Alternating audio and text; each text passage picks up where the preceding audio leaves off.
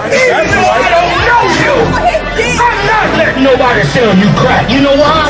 Because I never saw you before. But you a black man like me.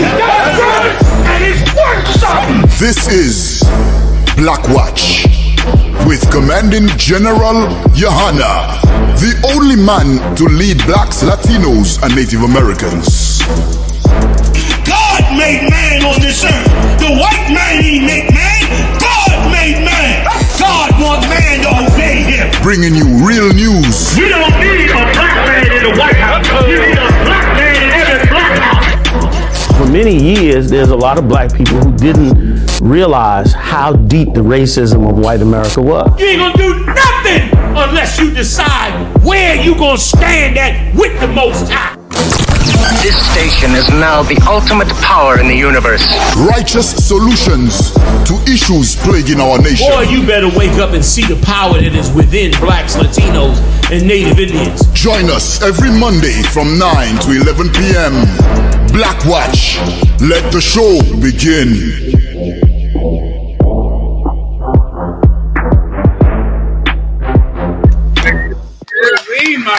Clap it up, Akim. Clap it up. We on?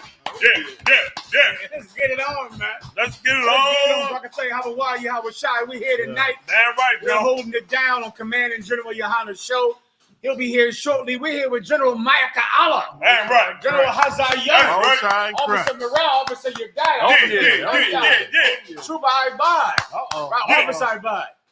Officer Ibad, give him a hand. The young sister here too with us tonight. Right. We getting it on here tonight.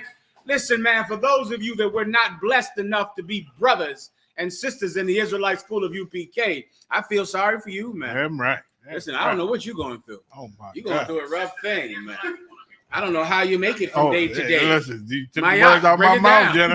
I don't know how you get through day to day in America, man, without this family, man. I mean, crack would be my best friend. I think it's their best friend. That's why everybody's smoking that cake. Yeah, that weed that got, they call it. That's it. I saw a whole woman fighting the wall. She fighting the wall, huh? I said, what in the Lord's hell? Yeah. General Mayak and General Haas is saying is correct, man. If I wasn't in the Israelite school of UPK, I'd be getting high too, man. I don't blame you, man. You're not part of this brotherhood.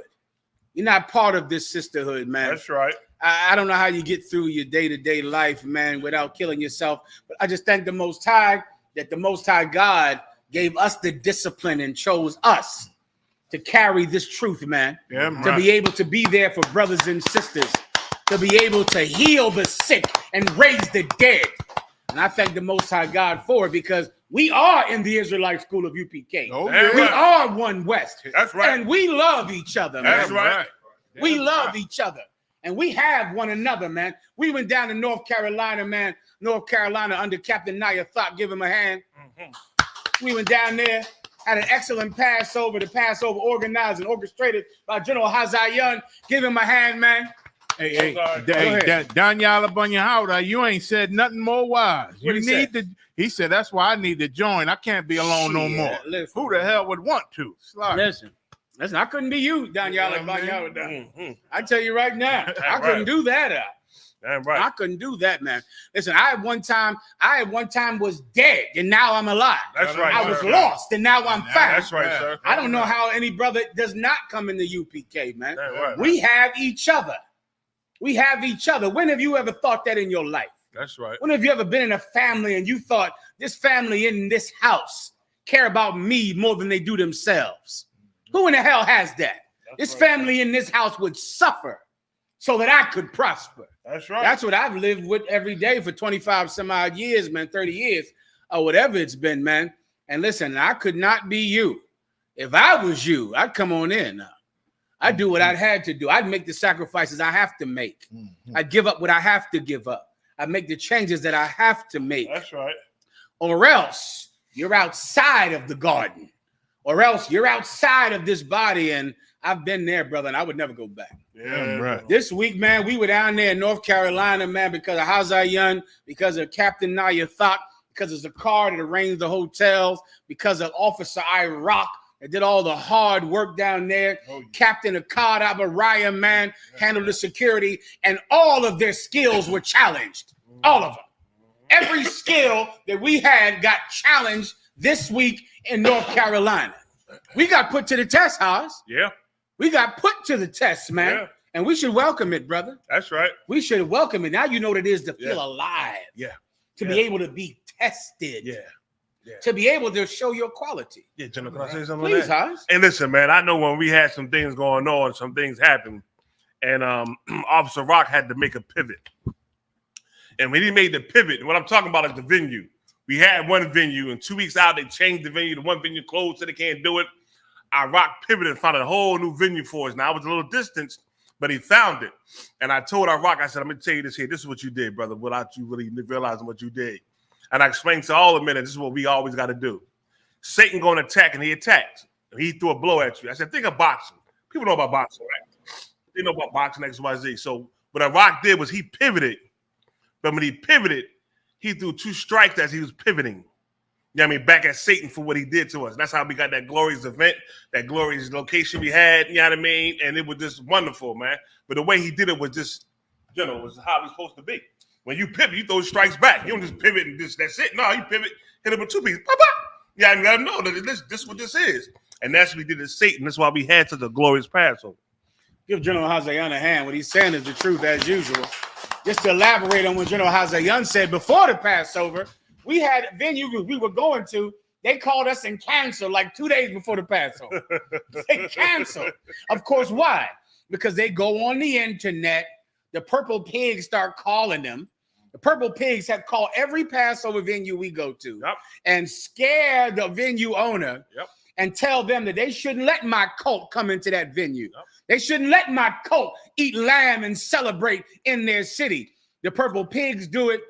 All of the enemies of God do it. And yet every year we eat lamb and drink liquor, brother, and drink wine every year, all the time. The venues cancel, say we can't have it there. They do this every year. They did it this year, like 2 days before the Passover. And what happened? General Hazayan got on the phone with I.S.U.P.K. Got on the phone with all those brothers down there. We went and found another place to have the Passover, my y'all. That's all. That's what we do. That's it. That's what we do. We ain't crying about it. Yeah, right. Ain't nobody cry about it. We knew we were joining a cult. Right. This was our plan. We could have became Christians and been accepted by Obama and Michelle and the Biden and Trump. We could have became Christian and went in the White House lawn and freed the turkey. Let the turkey go free every Thanksgiving. We could have had the Easter egg hunt on the White House lawn. We could have did it. We could have been just like you, and we would have been loved by the president, loved by the Obamas and Oprah and Puff Diddy. We decided to join this cult, Doc. We decided to do the thing you were too afraid to do. Because my cult is better than your church. My cult is better than your family. My cult is better than your religion. My cult is better than your belief system. My cult knows how to love. That's right. My cult is loyal. My cult never abandons one another. That's right. My cult knows how to forgive. My cult fights their own lust and their own desires. That's right. So that another man, another sister can prosper. I can't say that about your religion. That's right. So we didn't cry. They canceled the Passover venues. We kept moving, like Howard said. We kept moving. We made a pivot. We went and got another Passover venue 2 days before the Passover. 2 days before it. To put 1,000 people in some venue.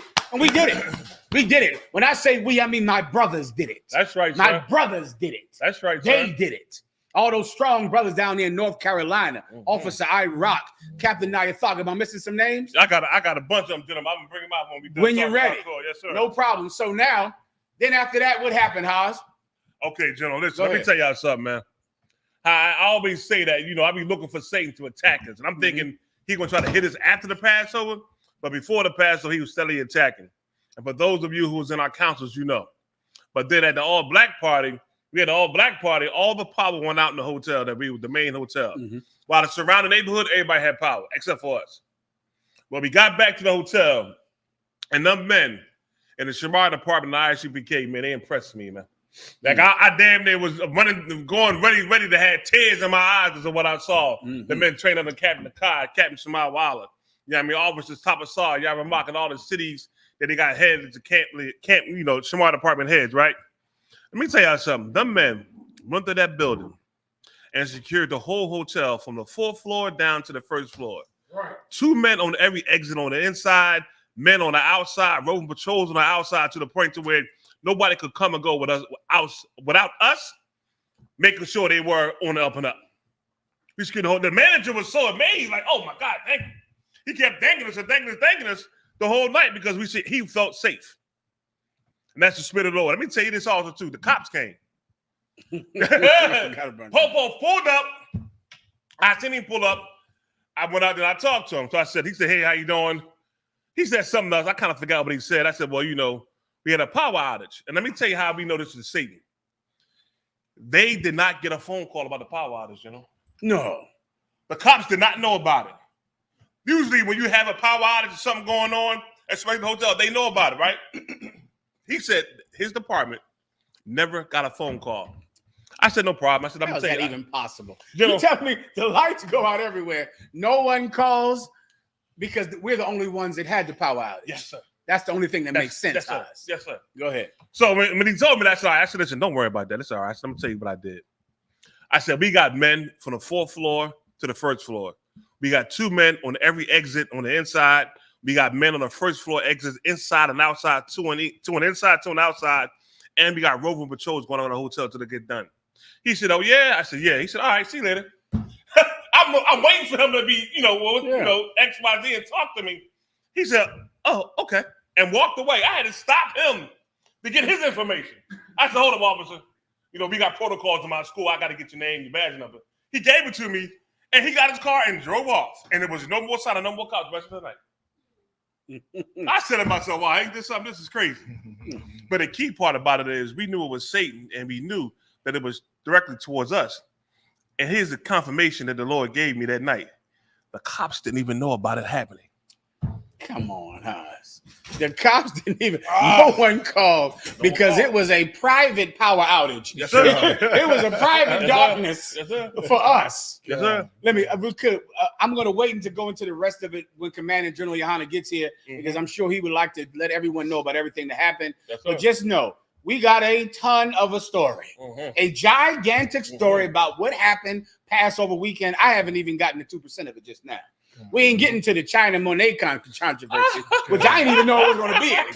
Show you how disassociated I am from you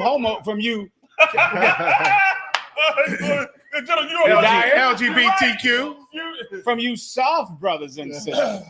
You soft brothers and sisters. You were flabbergasted by all that tail that was up there on that stage. Hans called me. He said some yeshivim at home Israelite group made a video and said, play videos of me teaching about being against lust, and then play videos of China Monáe saying that this was opposite. And I'm thinking, what lust? What are you even talking? Okay, when you looked at China Monáe, were you getting aroused? I think you was getting aroused. I didn't get aroused, Marioc. I don't know. I saw China Monáe up there. She's dancing. I didn't think it was anything. I didn't think she was in any way drawing up some spirit of lust. Right. But I think you fake Israelites, when you saw China Monáe, I think your wee-wees got hard. I think your little wee-wees got hard. I think you got aroused, and so you went to the internet like, these UPK niggas getting me all aroused. They getting me all. Yahuwah Shoe don't like you to be aroused like this. Yahuwah Shoe gonna see my wee get hard. We didn't get hard. Okay, it was just a sister up there. She had a long dress on. Right. Oh, they said something funny, Jenna. I never heard, but it was so funny. They said we supposed to be set apart. Yahuwah Shoe want us to be set apart. That's why I say we set apart from the set apart. Yahuwah Shoe. That's a lot of set apart. They set apart from the set apart. From the set apart. They way set apart. They way over there. They across the street to them. You can't even get to them across the street. Listen, whatever, y'all. Command Janelle will be here in a minute. We'll discuss the whole thing. For now, let's get into the stories of today's events so we can let you know the truth about what's happening in your world. Officer Yediah, you're up. You want to say something? Go ahead. If I could, sir, on the fake Israelites, I was talking to Officer Rob. You know, they used to be with men, so they're not used to having a woman arouse them. Is that it? I don't know what. They was offended. I saw Janelle Monáe up there. You know what? I know what it is. In the fake Israelite groups, your women are not attractive. Hello. Oh, is that it? You see, I'm from One West. That's right. And these women in here is bad as hell. That's right. They are absolutely gorgeous. That's right. So Janelle Monáe, I didn't feel anything. You know what I'm saying? I just thought it was some sister up there dancing. She had a long dress on. I was honored by the fact that she tried to dress better. That she tried to put on clothing to cover herself up more. But I did not feel lust. I didn't feel any arousal. I don't know what you fake Israelites must have felt. Your wee-wees must have been inflamed when you saw Janelle Monáe. I'm trying to wait to go into it. They ain't used to real women. They on that internet. On that internet. See, we was drinking with our women, and then us and our women was jamming the Janelle Monáe. Y'all ain't used to being in the presence of real, actual women. With them dolls and the plugins and all that mess. And them video games. I remember something you said years ago, Mayak. I said, "Ooh, that was heavy." Years ago, Mayak was teaching brothers. It was in a class, and you was telling sisters to wear long dresses and long skirts. And you was telling brothers, listen, those sisters in long dresses and long skirts, you got to start wanting them. And let me tell you something. It's some meat up under that long dress. Oh, yes, sir. I remember going, oh, shit, Mayak. That's the truth. Yeah. Like that long dress it's something up under there. Yes, sir. I pray you understand. Yes, sir. Now, I don't know if Janelle Monáe must be blowing your mind. To me, it was a nice performance, and I appreciate her activity. That's right. And that she came to the Passover and gave us entertainment. But I've seen some bad women in my day. I'm One West. That's right. Let's go on. Good, how you want to say something? No, I'm gonna wait. Okay. I'm gonna take it. If I go into it, I ain't gonna have it now. I'm gonna leave it alone. You know what I mean? But I'm gonna say it was them shively old behind women upset too now. It was they house. Oh, they was upset talking about she had on this and she had on that. Like, how you upset? She was dressed modest. Now, are you really upset the fact that she was dressed modest, or she looked better than you? I think that's it. I think that's it. I think because they looking at Rabbi next to her. she looking at Rabbi, smoke coming out his ears. Rabbi's over there like this shit here. His glasses, Rabbi's glasses doing this shit here. Yowzers. Rabbi like this. Yowzers. His eyes come out his head. Like the damn wolf on the cartoon. Mrs. Rabbi got angry at Janelle Monáe. Listen, I don't know what you saw. I just know what I saw. I thought it was appropriate, you know. I mean, I don't know. What am I? I drink scotch, so I don't know what's going on half the time. But maybe you saw something. I want to hear you. If you're from a yeshiva group, yeshivas, if you want to type in or tell us what your problem was with the Janelle Monáe concert, when Commander General Yohanna gets here, man, we'll discuss it. You know, we'll discuss what you saw and what offended you so much about it, all right? Murad. Last thing, sir, Please. if I may, I'm pretty sure it's the fact that they watch more, football games with brothers running in tights and basketball games. That Janelle Monáe is sort of offending them. see, it's about how you cross somebody over for your shoe. How you guys? I would love for them to tell me. I mean, I want to hear from them. Have a little courage, Rabbi, and text in or call in to the show, man, so you can give your point of view of what was so lustful about Janelle Monáe at our old black party. All right? Yep. Good to go? Yes, okay, sir. Yediah. Wakan, sir. Give it to me. Angry Georgia cop follows man home, tases him, breaks his leg because he stole an officer's ballpoint pen during traffic stop. Go, tell the story, Yediah, if you don't mind. Wakan, sir. Body cam video shows Georgia cop pulling a man over for speeding, then following the driver to his home, tasering him just to retrieve a ballpoint pen. Keep going. Conor Khan, sir. Conor Khan. We have video. I'm sorry. Oh, Conor Khan. So there's a video in the article. Sir. If we have video, let's play the video. All right. Let me just get. Let me know when you're ready to push play so everyone can hear Morale. This is a cat. He oppressive police officer. He's doing a traffic stop. He gives the brother who he pulls over a pen to sign the ticket. The brother allegedly pulls off while he has the pen. Now, that might happen 10 times a day with anybody who loans anybody a pen. Ever. People always take your pen by mistake. Well, when the cat pulled off, the cop said, that mother effer took my pen. He runs the license plate and goes to the man's house. And he says, you took my pen, give it back right now, then you're going to jail. The brother said, I don't have your pen. He said, if you don't give my pen back now, I'm tasing you. He tases the brother, assaults him, and breaks his arm because he took his pen. Yediah broke his leg over a pen. Now, how many weeks do we have to do this story? There won't be a protest because Biden is in the White House, right? Because Biden is in the White House. There won't be, because the Democrats, of course, are now happy with the police. They're happy with them. When Trump was in the White House, then, of course, you can protest. Now, the only thing you're allowed to protest over is the abuse they're going through, the abuse the Palestinians are going through, the abuse that they won't stomach because they don't want to be like you. That is a tape. Damn it. I had a tape where some Palestinian was saying that they don't want to be like us. It was some oppressed other people saying we have to fight this.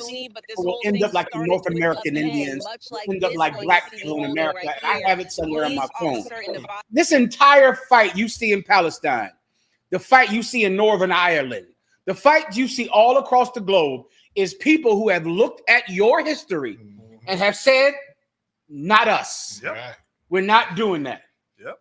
We're not going to kiss the hand that beats us. That's a black thing. That's what Hispanics do. We kiss the hand that beats us. They decided not to do that out, and they're going to fight and kidnap people and commit acts of terrorism, all with one goal: to never be like black people, to never be like Hispanics, to never be like the so-called North American Indian. This is the kind of things that happen to us that other people would never stomach. This brother got his arm broken because he took someone's pen. The problem is a police officer in America believes that he has the right to break the law if you're black. He believes that a perk, a fringe benefit of being a cop is being able to release your anger on black people. When you've had a bad day, Maya, when your wife is arguing with you at home, when you're mad about your paycheck or mad about something on your job, they believe they can take their frustration out on black people. Each and every one of us have been angry because someone took our pen. Someone cut us off in traffic. But a police officer believes he can harm you without repercussion, and he is right. This brother who got his leg broken, he got arrested, not the cop. He got arrested. He was in the wrong because he took this cop's pen. And that he got arrested. Now, let me give you the future. He never gets convicted. By the time it goes to court, they throw the case out, because it's enough for a so-called arrest, but the district attorney is never going to prosecute this at all, and the cop will get sued over it. But it's always enough to make that cop feel strong.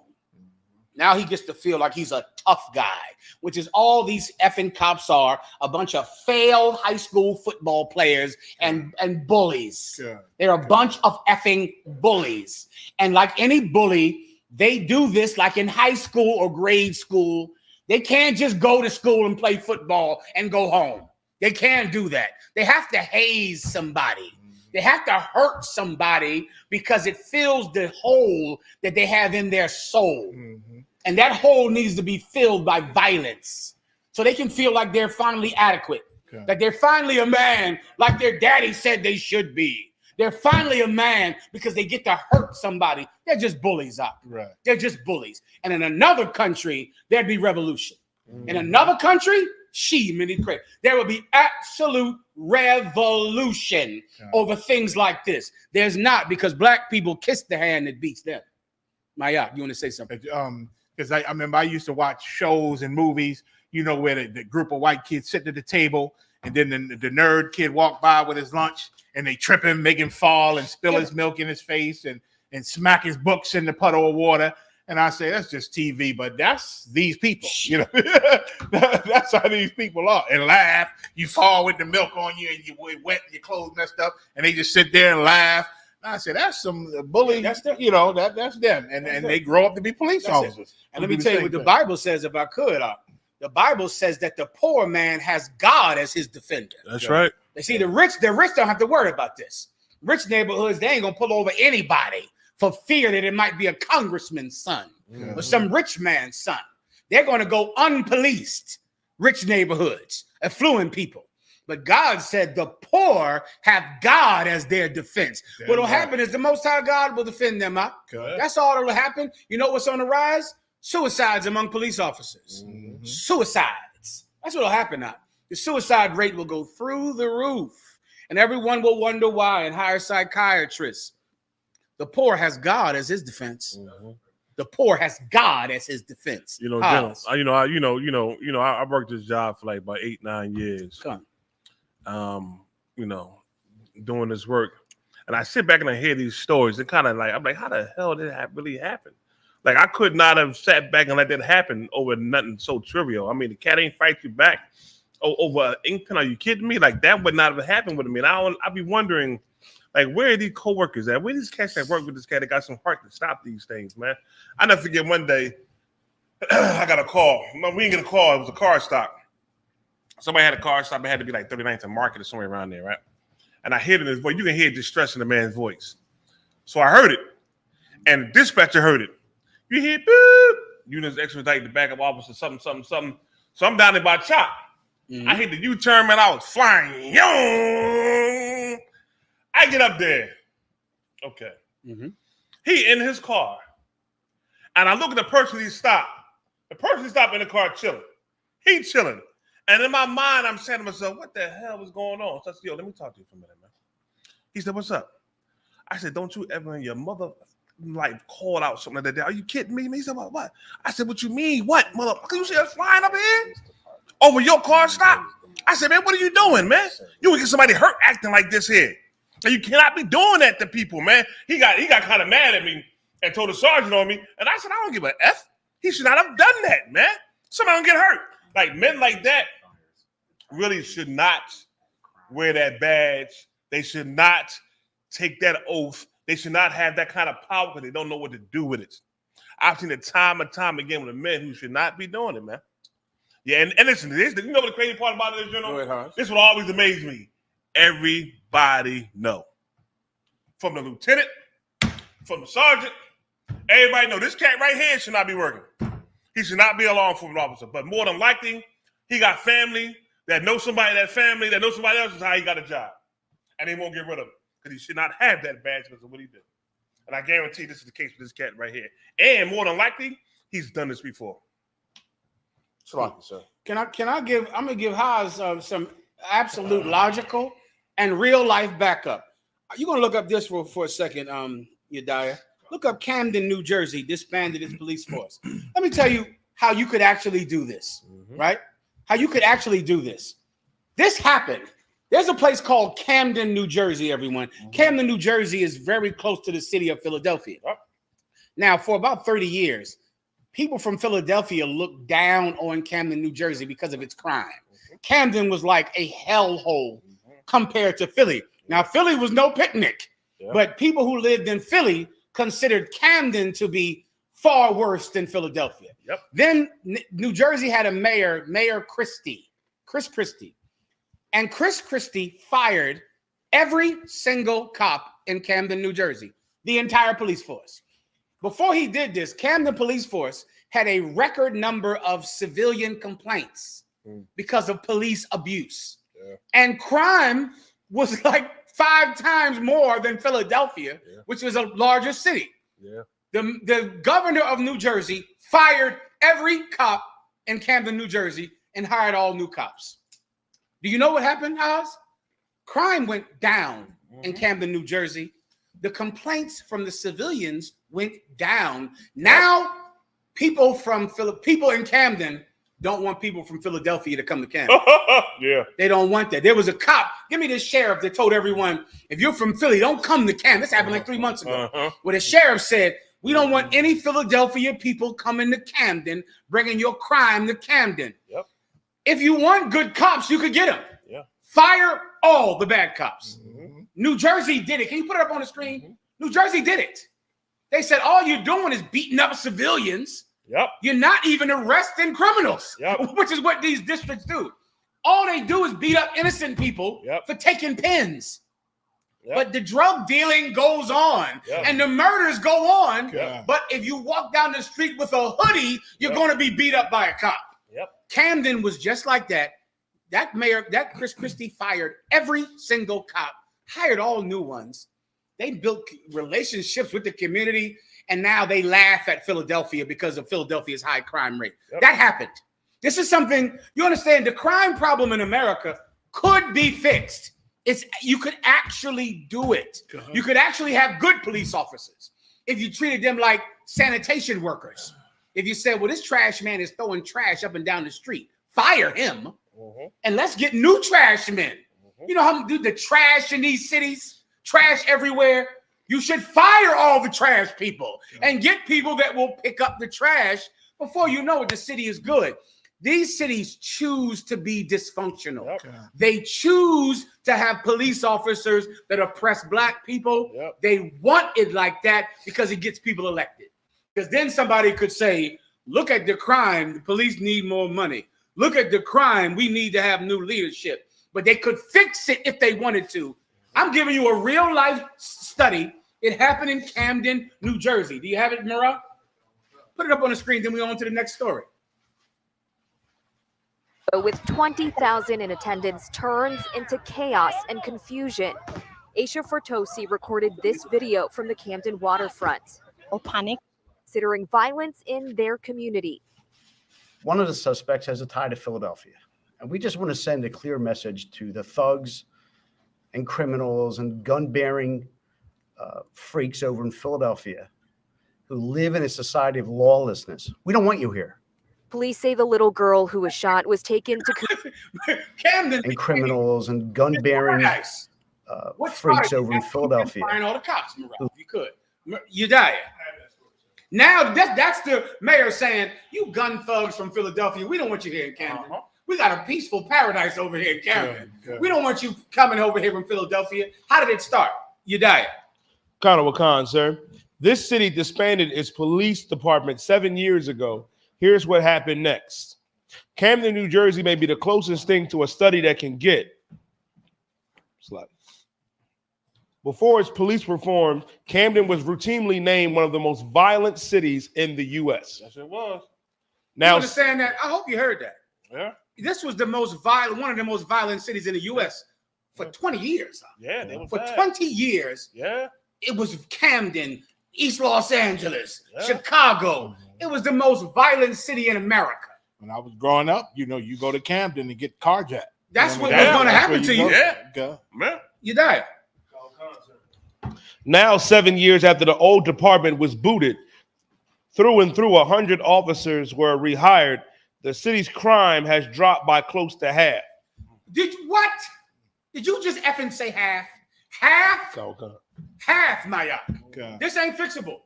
This ain't something we can fix. You put the Israelite school of UPK in charge of these cities. We'll cut the crime by 75%. How about that, Maya? I'm being conservative. I think we could do 75%. You give us the budget. You give these failing police officers, these failing police forces that have drones and robot dogs. Give us the money. Give us the money instead of buying a robot dog and a drone and a robot. Give us the money, Maya. I think we can do 75%. 75% less crime. What do you want to say, Maya? I was going to say that they won't like it after a while because the courts will be empty of black faces. Oh, here we go. There'll probably be other kind of faces sitting up in court. The real criminals will start to show their face. And they won't like that. Yes, General Maya. What he's saying is the damn truth. They won't like it after a while because when you go to court, you won't see the face you usually see. Right? But you'll see a whole new one that you don't like to see in court. I know you understand that. Keep going, Udaya. Colonel Wakan, officers host outdoor parties for residents, knock on doors to introduce themselves. It was radically different. What? Taste that, you die. Taste that. You know what's happening now in Camden? They're not beating your back and breaking your leg over a pen. They're knocking on the door to people's houses, having cookouts with them, introducing themselves to the citizens, treating innocent people like they're presumed innocent, which is what the Constitution says. They're not treating every black person like they're a criminal, like they do in Philadelphia, Chicago, Memphis. Like they do. They're not doing that. They knock on the doors to the people. They introduce themselves. They're giving the citizens of Camden, New Jersey, customer service. Like any employee would. You die. Conor Khan, sir. It is a radically different Camden than it was even a decade ago. Let me tell you something. There's your study. That's it. That's science. That ain't a wish and a dream and keep hope alive. That is a case study. So what do you do to fix the problems when you have high crime and at the same time a high rate of police abuse? The two shouldn't fit. It shouldn't be high police abuse of citizens and high crime. The police are beating everybody but the criminals. They're breaking the legs of everyone except the child molesters and except the criminals. They're not breaking their legs. This is what you do. Fire every last one. Fire every last one. Dump the whole batch of bad apples out. Start over fresh. Hire new people who have some civility. Introduce yourself to the community. Make yourselves friends with the poor people. Be kind to the people in society. Be kind to the people. Before you know it, the people who are criminals, brother, before you know it, they'll be on the outskirts. They'll be the people that nobody wants to be around. And then now you'll have a 50% drop in crime. That is how you do it. You give Commanding General Yohanna the money that you give the Chicago Police Department, the money you give Detroit Police Department, the money you give Memphis, the money you give St. Louis. Commanding General Yohanna, man, will drop crime in your cities by 75%. I pray you understand. Test me. Put us to the contest then, if you think it's a lie. Next story. There's video about that. He broke the cat's leg, beat the cat to death over a damn pen. Beat him and broke his leg. Okay, General. Okay. You know, you ain't supposed to. Once you give him a ticket or whatever, that part done. What you going back to him for? That's against the law. Like that literally is against the law. I know I couldn't do that. If I stopped a man or a woman and gave him a ticket or XYZ, I can't go back and re-engage him again. For what? Over a pen? I know I'm going to go to jail over it. Well, I know. Well, let me tell you what's going to happen. If you're at McDonald's and you drop a tray of them cheeseburgers on the floor, you're getting fired. That's what stops people from dropping cheeseburgers on the floor at McDonald's. If you're a cop and you break somebody's leg, you keep your job. And so that you'll never change anything like that. Okay, because he can't get sued. Nothing is going to happen to him. So then you'll keep, if you did what the police do at McDonald's, the burgers would be terrible because people would steal burgers, drop oil on your head, and put the hamburgers on the damn ground and talk to the customers. How would a cop talk to a customer in McDonald's? What's your effing order? What's your effing order? Next. A cop, if a McDonald's employee talked to you the way a cop talks to you, no one would go there. They'd go to Chick-fil-A. The police have no repercussions for what they do. So nothing changes. If you don't know, you can just look to Camden. There was a repercussion. They got fired. And crime dropped by 50%, and they got nicer. Not tougher, nicer. And crime dropped by 50%. That's your case study.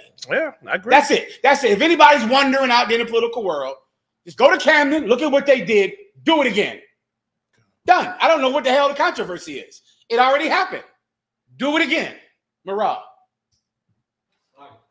Slogger, sir, if I may, if they worked at McDonald's, they be fighting through the window for your EBT card or your debit card. Where your effing card at? Shit, through the window, break your leg. Did you take the wrong receipt? Go ahead, or you die.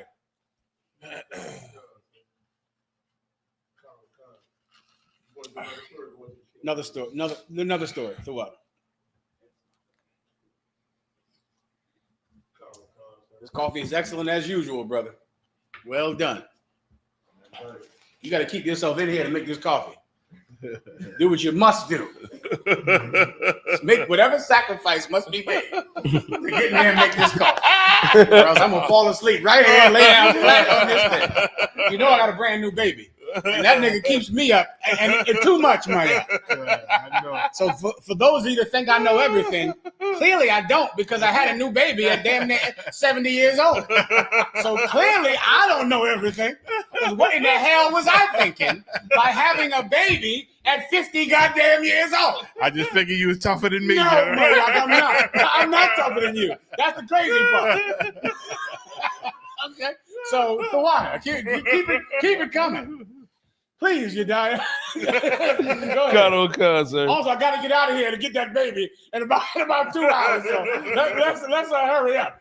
All right, go ahead. Cut on cousin. Viral video shows Nevada teacher knocked down 18-year-old who repeatedly called him a racial slur. Black students launched GoFundMe, says the teacher acted in self-defense. Yeah, man, it's crazy. Here we go. You want to give someone elaborate on it? You die. Go ahead. Come. A Nevada substitute teacher was arrested for getting into a physical scuffle with a student, according to several reports. Video obtained by News 3 shows the teacher going head-to-head with a student in the hallway in a Valley High school in Las Vegas. On Thursday, the student and the teacher could be seen throwing jabs at one another until the teen fell to the ground. The adult appeared to stand over the teen, but eventually walked away from the area surrounded by students. So this teacher beat up this teen for God knows what reason. Of course, the teacher was a brother. The teacher was a brother who was calling the N-word. Oh, it switched my up. The oppressor was the student. Attacked the teacher. Is that right, you die? Calling the teacher, who's a brother, the N-word. Imagine that. That's what it's like trying to get a job here in this society, man. Trying to work at a white school. Imagine trying to teach some child and be an authority figure to some child that looks at you like you're beneath them, like you're below them. Mm-hmm. You die. Go ahead. Please.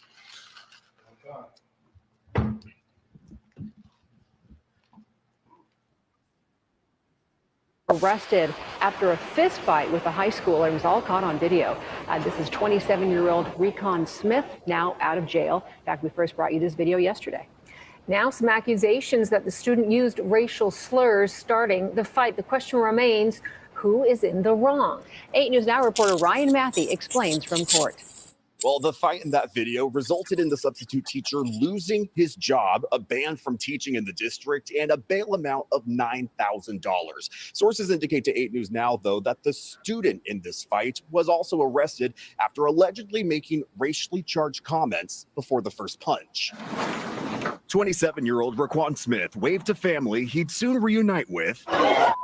Roughly a day after this video showing him hitting a student to the ground and continuing to fight until other students separated them.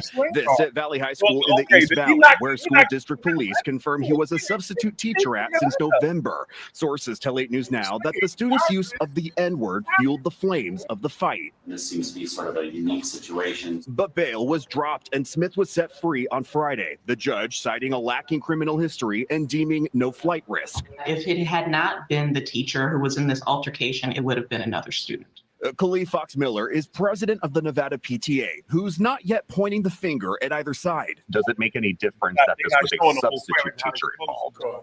I think it makes a difference in the training. Her concern is not enough de-escalation training amongst educators for situations like this with educators that have only a handful of teaching experience. This just the most recent altercation caught on camera between adult and student on or near the CCSD. The teacher defended himself, man, to the best of his ability, which is every man's right. It's every man's right not to be assaulted in the workplace. And of course, because of these rich children, these rich oppressors' children, they think we're supposed to just get punched in the face on these jobs, brother. Everyone is able to defend themselves. And as you know, in these predominantly oppressor schools, you know they'll do more than punch you in the face. They'll come in there and unalive everybody in the school. Oh, yeah. And so this teacher had to defend himself, and he absolutely should be supported because there's no one that should have to suffer violence in the workplace.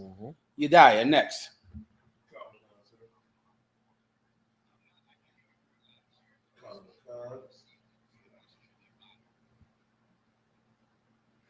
And General, you know that kid. Why you died? In the next story, Lord, that kid was way bigger than that teacher too. Was it? Not this one here. This not the one, Mariah. That's something else. That kid was in the grade was big as hell. Yikes! You used to see he big as hell. He bigger than that student. And this kid up here talking, giving him all kind of racial slurs, and his face XYZ come at him. Look how big. I know he caught him falling, but that's a big kid. Yeah, listen, the brother had to step up there and defend himself. That's a big kid You right know, there. what else is he going to do? Let this kid assault him and brutalize him? Come on, man. Come on. You got it. Next story. And these kids, man, this shit. They catch you. They catch you. You know what I'm saying? That teacher be laid out and they still be punching. Down You know on the what I'm ground. You damn right. Come on, man. Go ahead, you die. Colonel Khan, sir. Says more about you than it does about him. D.L. Hughley blasts Stephen A. Smith following his apology for saying black people could relate to Donald Trump. Yeah, this is something everyone should get armed against things like this because it's political season right now. Okay, let me just first explain something to you that's hard for good, decent people to understand when they look to celebrities.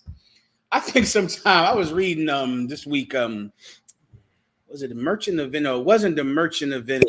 It was Macbeth. And I'm reading Macbeth, right? And Macbeth it was a fool in Macbeth. You know, a fool is a jester or a joker, what you might call a joker. And the joker has a hat, you know that hat that a joker has? Yeah. With all the balls on it and the goofy shoes and the pants and the colorful things. And they were called court jesters. Form and entertain the king. And a jester, which is called now a joker, right? To jest means to joke. And I looked at that jester, right? They had a little picture of him in the book. He looking like a joker. And they described this court jester in the book Macbeth out by William Shakespeare. And I said, who would know that hundreds of years later, this entertainer would tell us who to vote for? Do you understand that right now, an entertainer tells you who you should vote for? 200 years ago, there was this googly, googly, smuggly, smuggly, dancing in front of a king. They were called fools. Right. Because they just danced and were goofy and did the popped and locked and did the robot. That entertainer is going to say, vote for Biden. And you're going to do it. They're going to say, vote for Hillary. They're going to say, vote or die. He is an entertainer. In Shakespeare's time, he was called a joker. He was a court jester. He was nothing. In the Roman times, they were considered filth. But entertainers were like the lowest form of people. An entertainer, he dances for money. He sings for money. Well, here's the problem. Entertainers now control who you vote for. Right. They are paid money by Biden to say, don't vote for Trump. They're paid money from Trump to say, don't vote for Biden. They're not giving you their honest opinion. They are paid performers. If Stephen A. Smith is saying black people can vote for Trump, he has gotten a check from the pro-Trump organization to go make that clip. What's that cat name who loves Palestine? The battle, did he battle Captain Desaryak or was going to battle Captain Desaryak?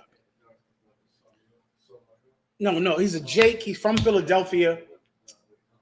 Oh, what's his name? Some Jake. He's from Philadelphia. I think he might have gotten the battle with Captain Desaryak, or we were working on one, but he's from Philly and he loves Palestine. Loves Palestine like they his blood cousins. What's the other one with the crazy hair that loves Palestine? The professor. Looked like the nutty professor if he was black. Cornel West, right? Cornel West loves Palestine. He loves them with all of his heart. He loves him. He's paid to love Palestine. He gets money from pro-Palestinian groups, and he's paid. His opinion is a paid opinion. Stephen A. Smith is giving you his paid opinion. Beyonce, Jay-Z is giving you their paid opinion. They're not giving you their honest opinion. They're telling you they're being pro whoever pays. Mark Lamont Hill. The water my heart. Mark Lamont Hill. Mark Lamont Hill acts like the Palestinians are his cousins. He loves them so much. He's paid to love them.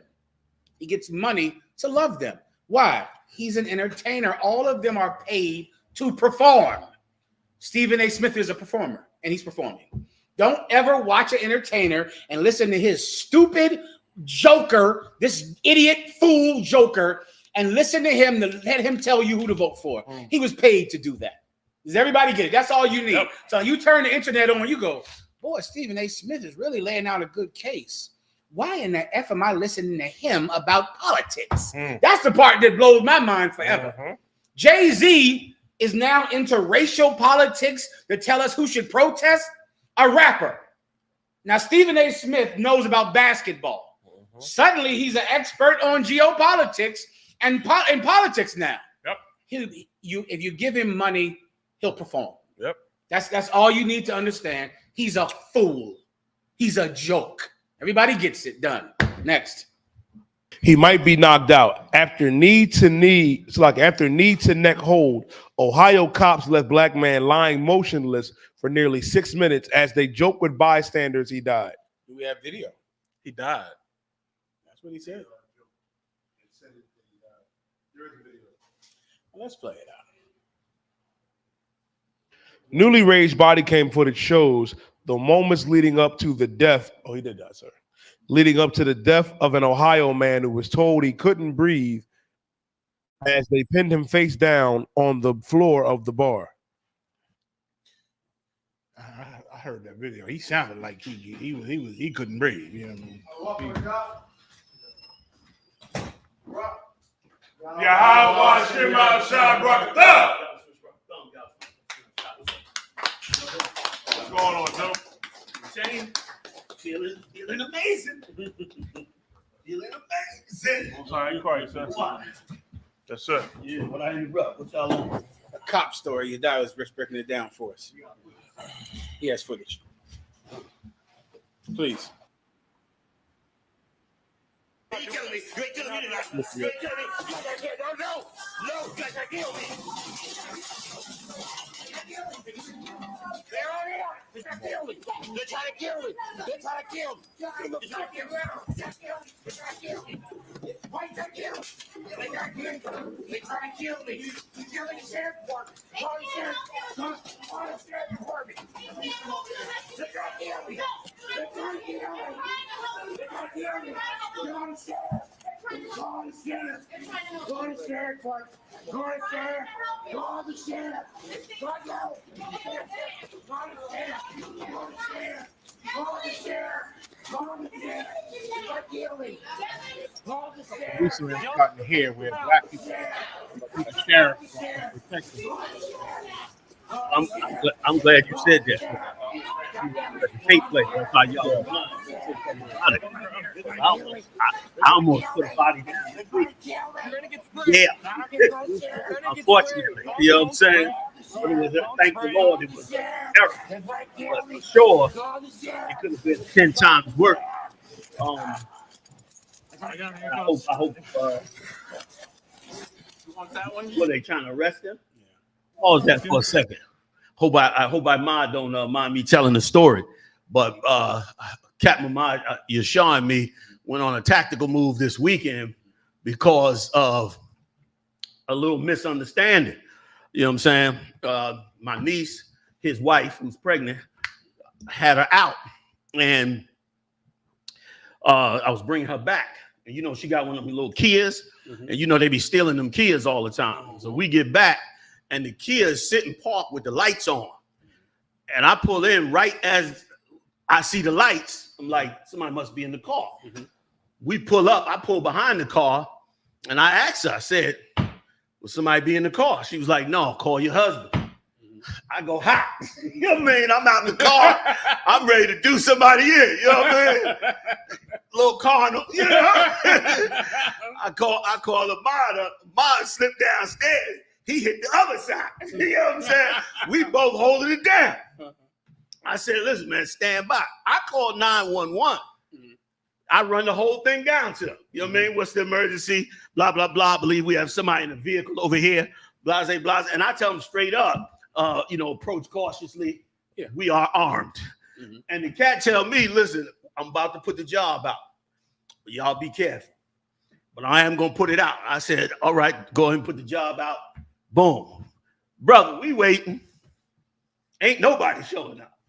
We holding the damn ride on, you know. We hot to trot. Other people coming in, a couple of the neighbors like, yeah, I'm strapped. I got you on this corner. Yeah. Oh, yeah, I'm good. You know, I know her. Yeah, let's have it before you know it's 5 or 6 hitters out there. We all hot, amped up, ready to go the hell off, right? Thank the Lord he was in it. So finally, I said, we've been waiting too long. We can't see inside the vehicle. I said, I'm approaching. All right, I tell her, Ma, hold that corner because I'm approaching. If they're going that way. This is kind of the one car, sir. I got you. I jump out the vehicle, come around. I get her out the vehicle, out of arm's way. I run up, hit the car from behind. Boom! To shake it in case somebody's in there and bring them up. I swing around the side. I come up hot on them. Come to find out nobody's in the vehicle. Yeah, I was good. But here's the thing. Make no mistake. It ain't no guarantee Esau coming. Because we sat out there a minute. Yeah. And then I checked with them later. Esau never came because they too stretched thin. Even though we told them we was armed. That's right. They still not necessarily coming. So Flavor Flav had it right way back in Public Enemy when he said 911 is a joke. It is, after a while, you're going to call 911. And it really made me think. I'm sitting here in this vehicle. If this had been a real situation, I can't rely on it. You know, you can't hold them off until Esau shows up. If you legal in your city, your state, get serious about life because all the heathens are armed in these cities. Yeah. Every last heathen is stocking up weapons and ammunition and all that, and they all doing it against you. They ain't doing it against some foreign enemy. They doing it against you, and they taking over whole cities and putting us in subjection underneath it. And that's why we got to, you know, if it's legal, I ain't telling nobody to do nothing illegal. But if there's anybody in America who should bear arms, it should be us. Like you listening to these Christians and these politicians, they're telling you to turn in your guns. You are a fool. Now, if they're illegal and you doing crime or did crime with them, you need to get rid of them. But if you're going to get on the straight and narrow, you should get on the straight and narrow. That's right. Because you should protect your family legally, legitimately. Okay? Big shout out to the whole Detroit school, the whole team out there, Hadaya Allah, his whole squad. Because they came to North Carolina, brother, and they expunged tons of people's record. Something that you never believed could be done before. You understand? They come together, brother. They got that thing down to a science.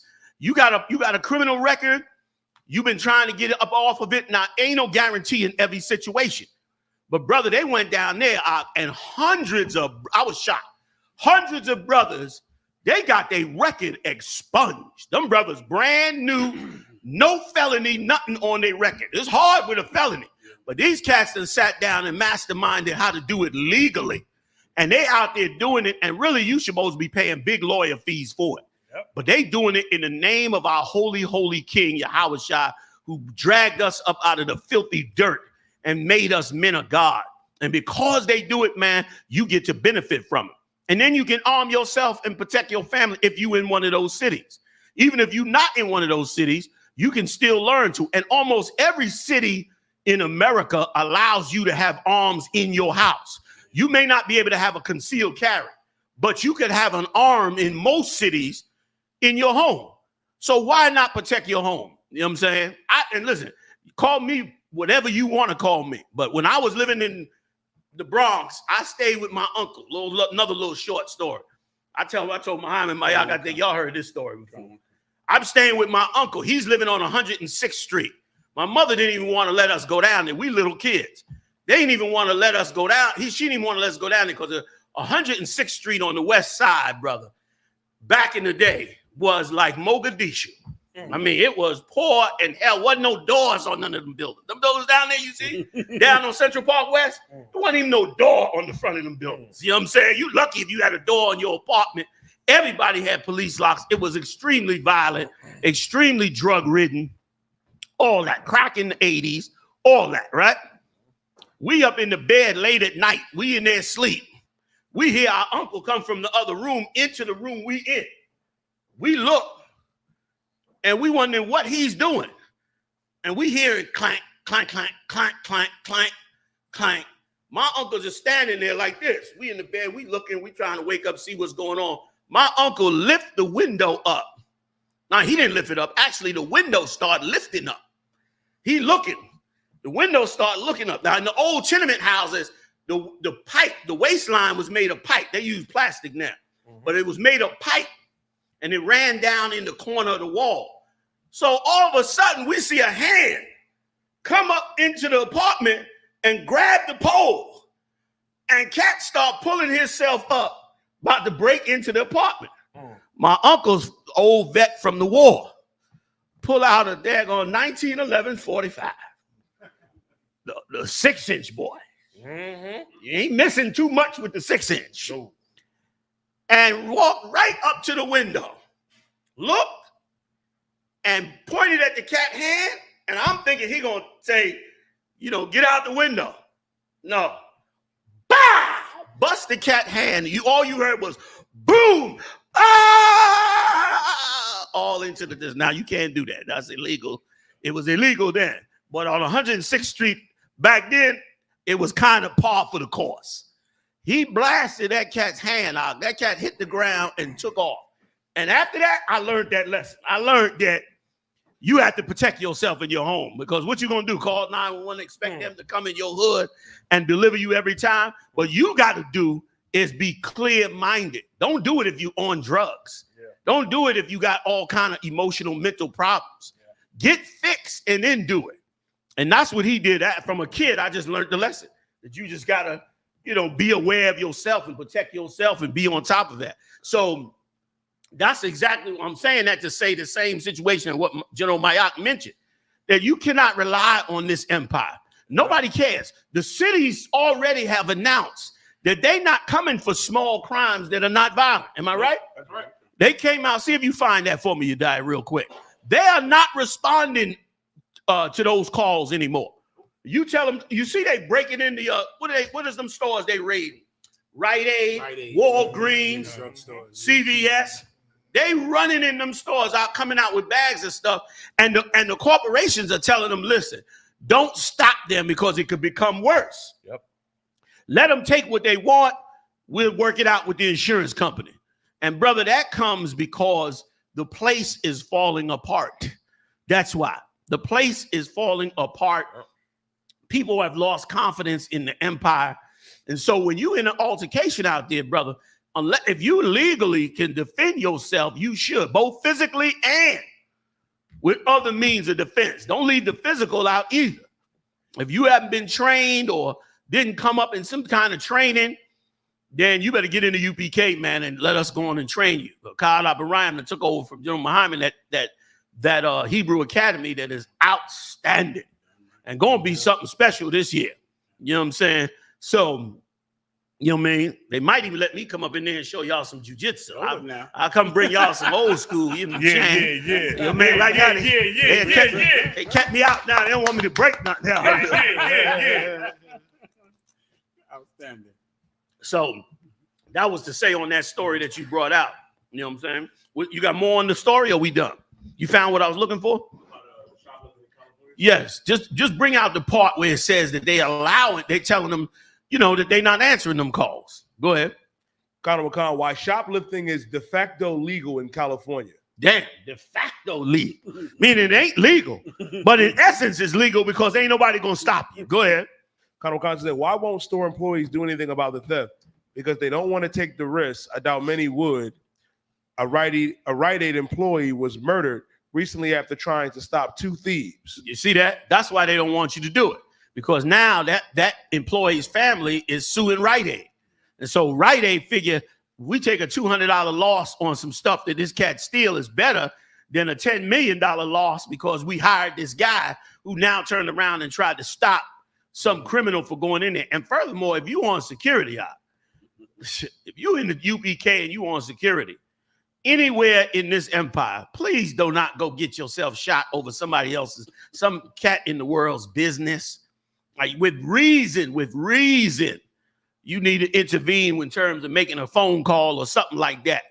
But unless you are, you know, a trained officer or something, and even in that respect, this is their empire. And they surely ain't paying you what is worth, what your life is worth. Even the military. The military, you get about $30,000 a year. But if you go private to a contractor, you get $80,000. And you most of the time in less danger than the soldier. Yep. And you got more liberty to not take, you ain't under the direct orders. You understand? So it show you that who they want to pay, they pay. Yep. A security guard in America should be making $100,000 a year. $100,000 a year. They losing their lives just like the cops. Why they ain't getting 100 G's? Go ahead. You gonna say something, General? Yeah, come. Sunday, General, right before the feast ended, you know, I was in the store with my son and some Jake and his woman and the kids. She had about 3 kids, a cart full of groceries, and the guard stopped them and accused somebody of stealing some milk, and it turned into a mess. The brother started arguing, and this. Then the woman said, "You won't get shot for blaming people falsely." And the cat said, "I'm about to shoot him now." It was a whole mess. I said, "Oh Lord!" I know you start backing I got up. y'all side with me. I said, "Back up, y'all side," because we leave. We try to leave, and they blocking the door. Right. I said, "I'm gonna shoot everybody if that shit go wrong." Shoot the good, the bad, shoot everybody. We'll figure it out later. You know what I'm saying? Long as he said. I told Haas had to chastise me one day at the shooting range. Because Haas trying to explain to me the whole tactical about how you handle tactical business in the house. And I told Haas, I said, Haas, I understand what you're saying. I said, Haas, but if anybody enter into my house, all the rules are gone. Haas trying to tell me certain calibers will go through the wall. You can hurt somebody. I'm a little more trained now, a little more sensible. Now I just use the shotgun. But brother, you come in my door and you don't announce, if you coming in, it's major problem. You don't believe me? Ask my husband. Ask Marad, ask officers that been in here. I do not play that. You understand? You got to come right before you come through somebody's door. That's why I always announce. Because a man should be able to protect his own. So I know what you said, man. Once somebody go hot, we ain't talking about we ain't talking about a damn thing. We're discussion over. But I'm wiser now to, you know, there's a lot of legal repercussions that come after it. And that's why anybody that's learning, man, you should let General Haas, he's a SWAT instructor, you know what I'm saying, police officer.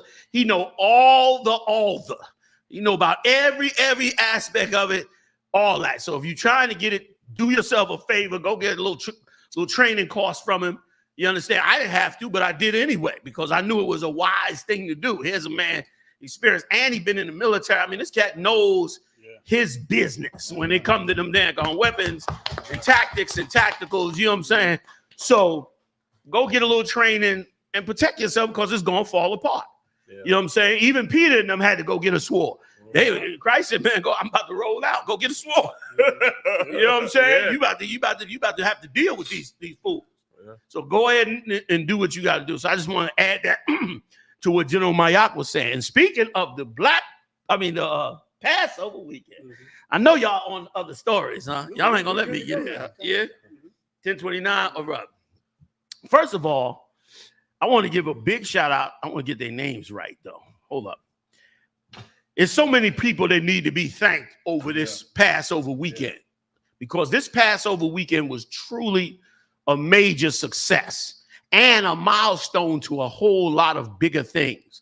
I implemented a whole, excuse me, in the name of Yahweh Shai, I implemented a whole bunch of new things that we're going to bring into the nation of Israel to expand and grow and do more for people and do more to get Christ's word out.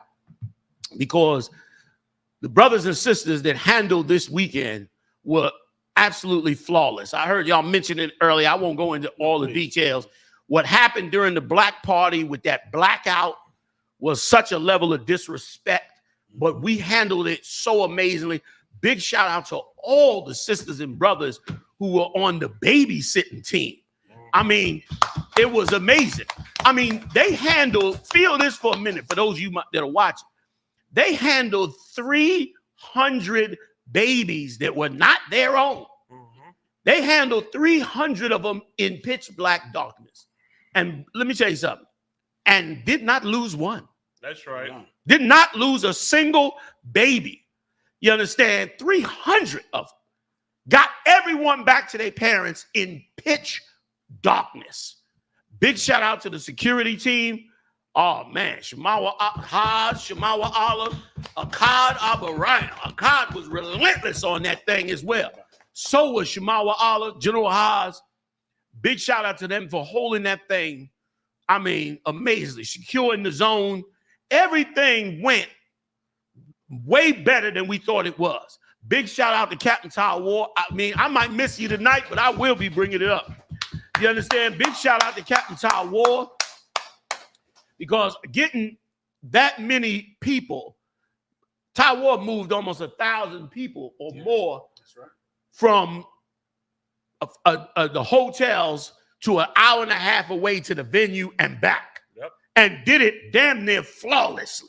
Planned it out, organized it. I mean, I don't know how he did it, but he did it amazing. So big shout out to him. Lakamaya with the food. Big shout out to him. Nakar. My son. Y'all on my son. Kamaya. Listen, he was amazing. Him, General Shalmar, working with y'all with the food distribution. That was the first time there was no lines for the food. Yeah. They did an amazing, amazing job. Mashak Mayan with his team. I shall par him, you badass nigga, man. I shall par him.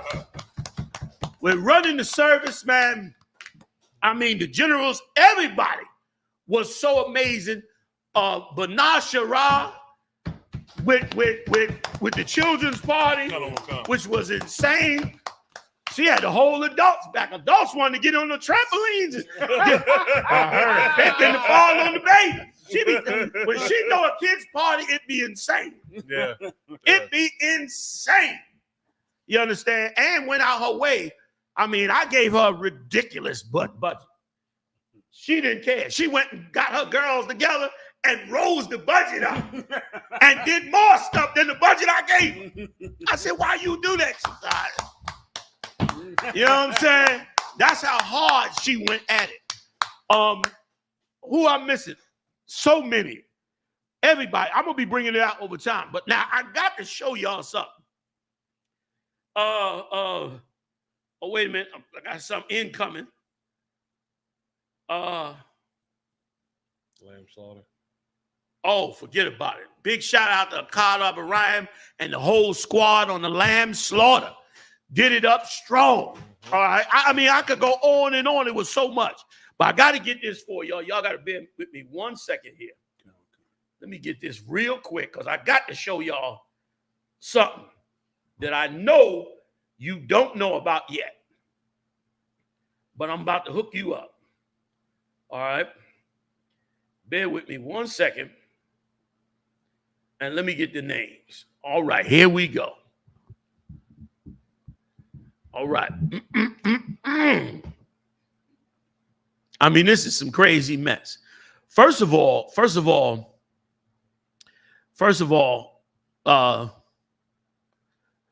let me give a big shout out to Tommy and Josie McCullen. Those were our hosts at the field at the Red House. All right. First of all, like y'all brought out earlier, they was amazing in that it was last minute. You understand? They took a chance on us. They wasn't sure. Mr. McCullen came in. He was like, listen, y'all ain't going to tell my place, right? We said, Mr. McCullen, we got you. You good. You solid. He said, all right, I'm holding you to your word. And sure enough, the brothers spanked it out. Top to bottom, totally organized. All kinds of madness. Tried to break in there. They lied afterwards, brother. They said we was in there killing goats and drinking the blood and worshiping Satan. They said we was in there having orgies. They was saying all kind of, they said that we had a standoff with the Snow Hill Police Department. First of all, big shout out to Snow Hill, North Carolina. You know what I mean? Especially to all our haters in Snow Hill, North Carolina. You have truly done your job with honoring Christ with your lives. And for that, we again thank our holy king for raising us up. So here's the deal. They said that we had a standoff with the cops and that we had so many guns that the cops could not fight us and had to capitulate, and we took over the town, which is a complete and utter lie.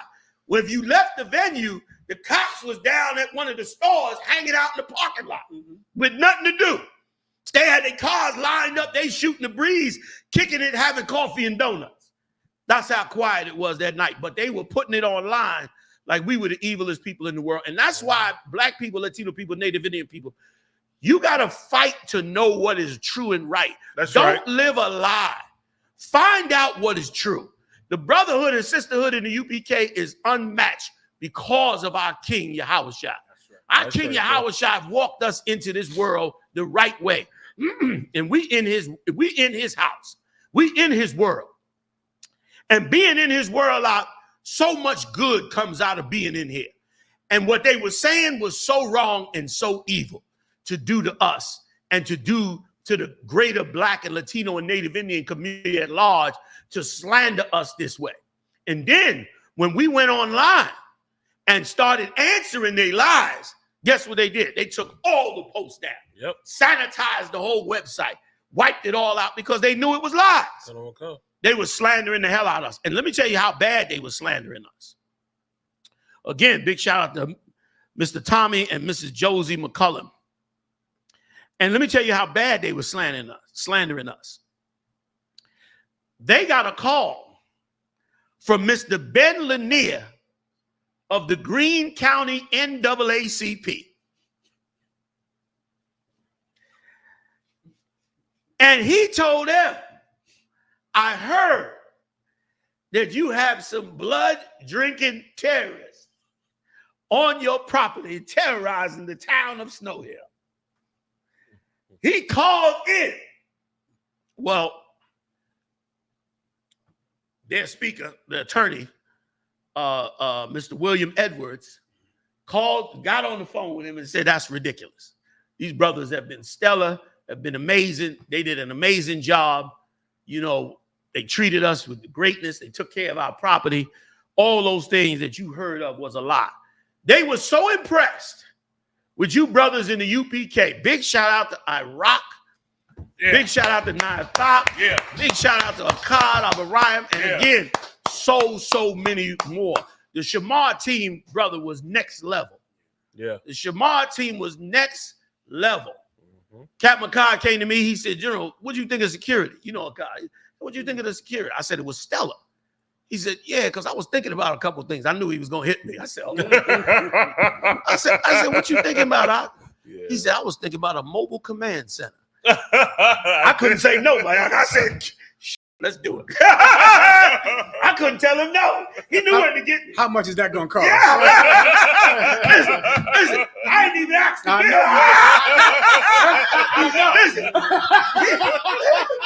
He caught me out. Listen, I got off the highway that night, and I had to see him about. So I was tired, did 8 hours.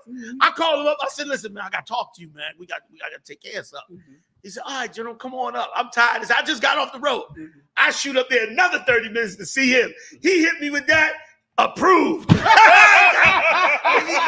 ain't teaching y'all to do that. All right? You catch me in a bad from it, something won't get approved. But what they did, what all them brothers did was so right.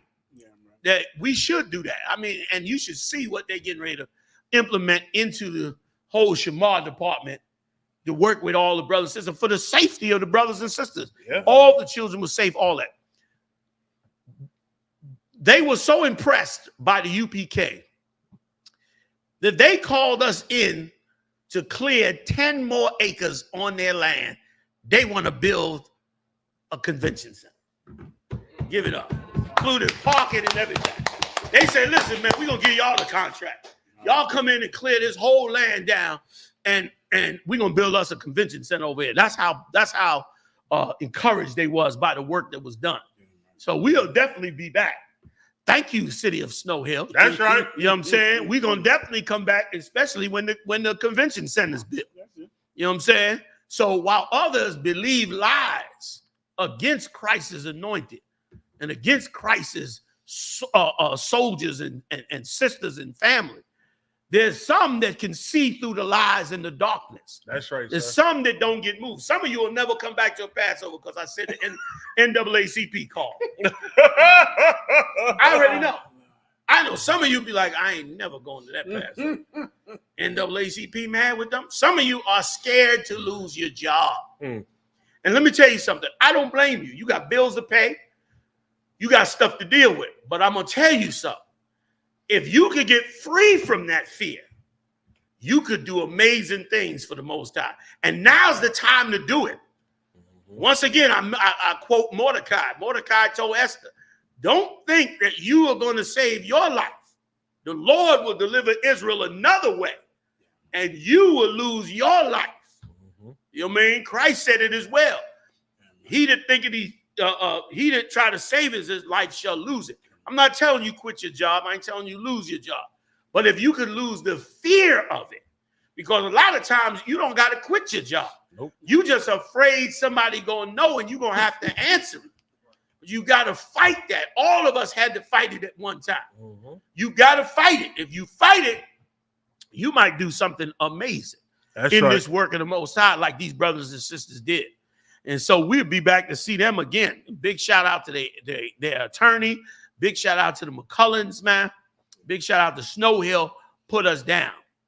Now, was a little controversy I heard over China Monáe. I cook, I clean, I shut up. Let me tell you something, man. Most High Christ, like, let me tell you something. Anybody that couldn't understand what we did, first of all, it was a party. That was not the Passover, dum-dum. For those that were so evil against us, that was not the Passover. That was a party. And boy, oh boy, I wish you could see. I wish you had the insight to see past your own carnal self. Because what that sister did was come up against something so much greater than your sorry behind. She came up against the entire destroy the black woman machine. They got a whole machine of small hats that are dedicated to making sure the black woman stays your enemy. They dedicated to it. They raise it from the cartoons to their adulthood to teach her how to humiliate and belittle you and to take your soul from you. And I wish you could see that what China Monáe did was offer us an opportunity to put into their world a virus against the propaganda. That's right. China Monáe brought a virus against the propaganda that started destroying the propaganda. And how we know it is how you fake Israelite women reacted. Our sisters was in there jamming to her. Y'all was online cursing her out. I was surprised. I shouldn't have been.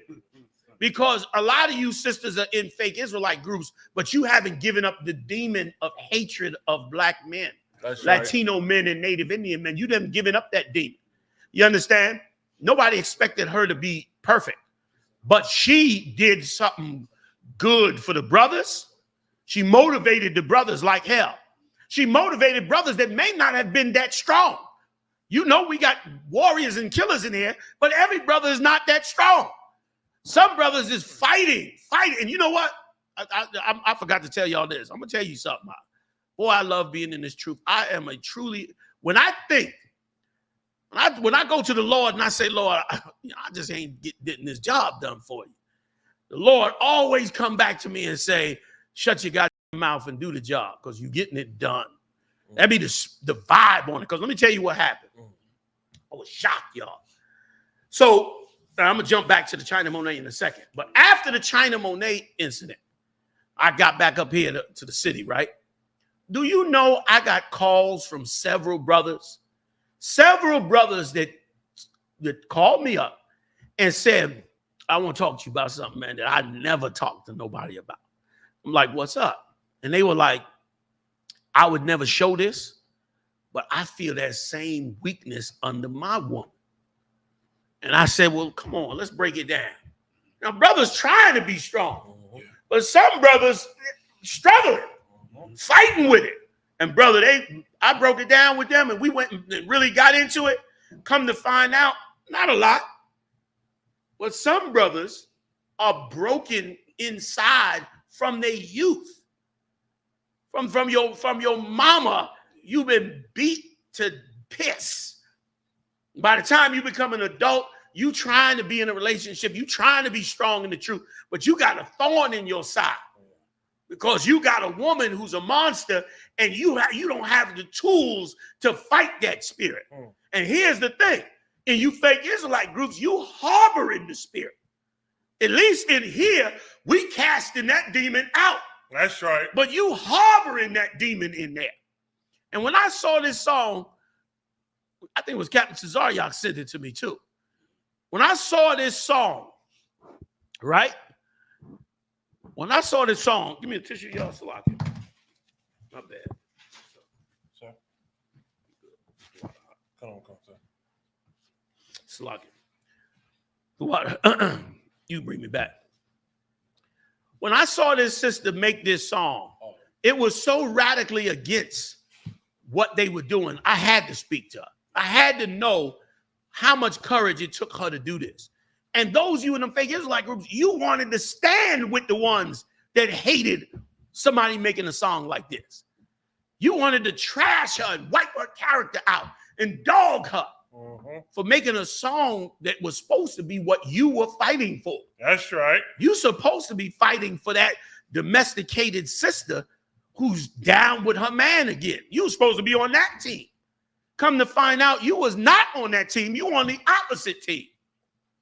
And that's why Christ said, you shall know them by their works.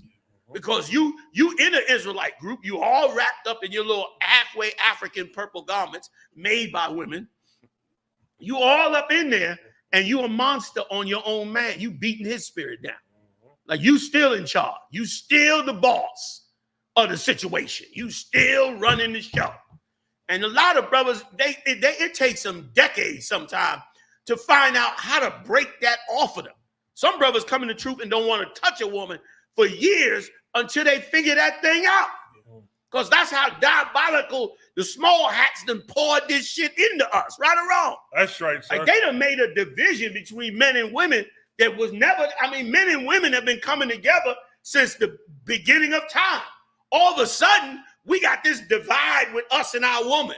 All of a sudden, our young men don't know how to really court and deal with a woman. Our young women don't even know the first thing about how to deal with a man. Like they done systematically wiped us off the map with knowing how to deal with one another, knowing the proper roles. That's why them other nations who make, I'm coming to you right now.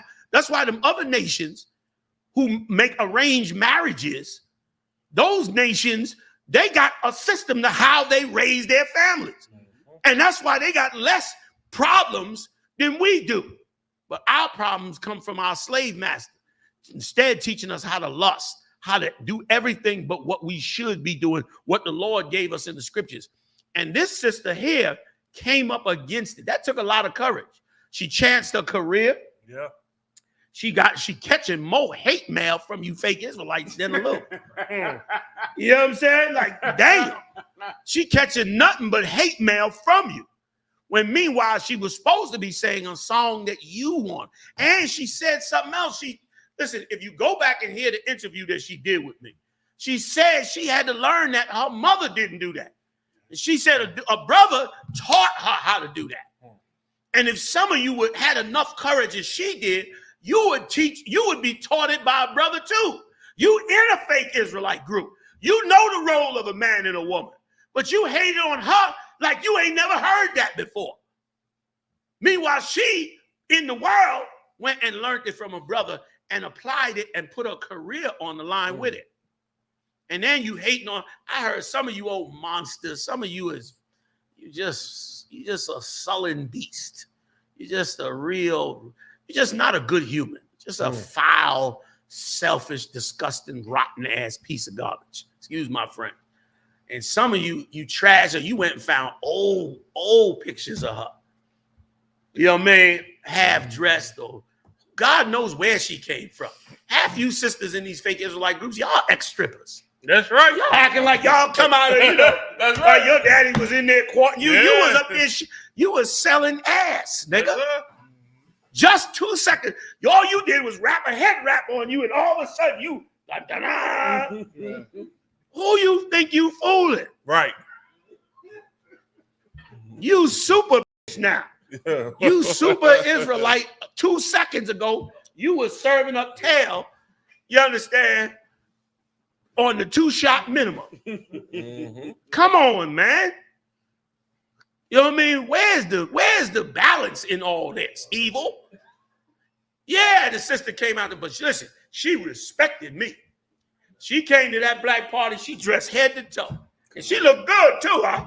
You young guns, I don't know if she married or not. I think she is married. She is married. She was a nice looking sister.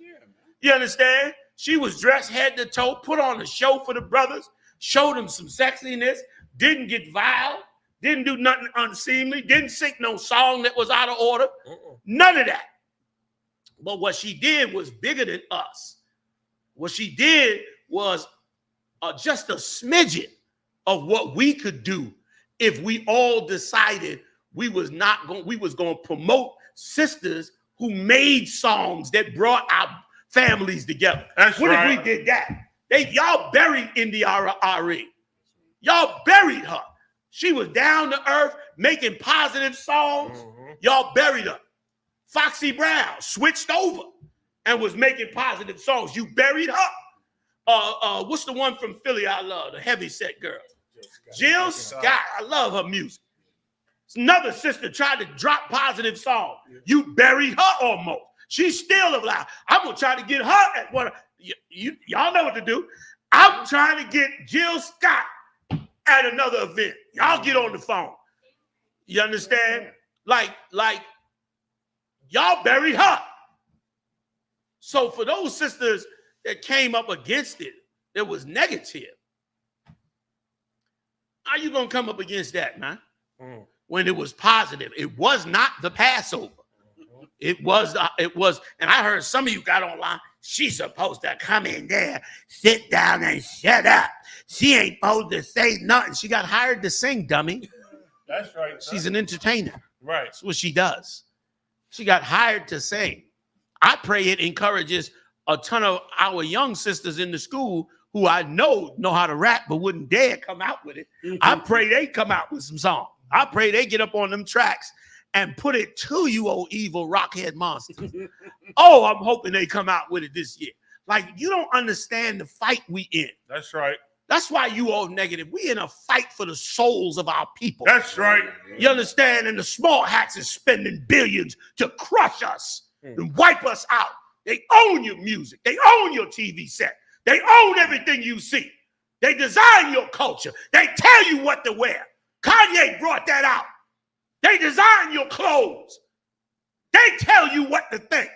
Like y'all brought out earlier. They own your entertainers. They tell you who to vote for.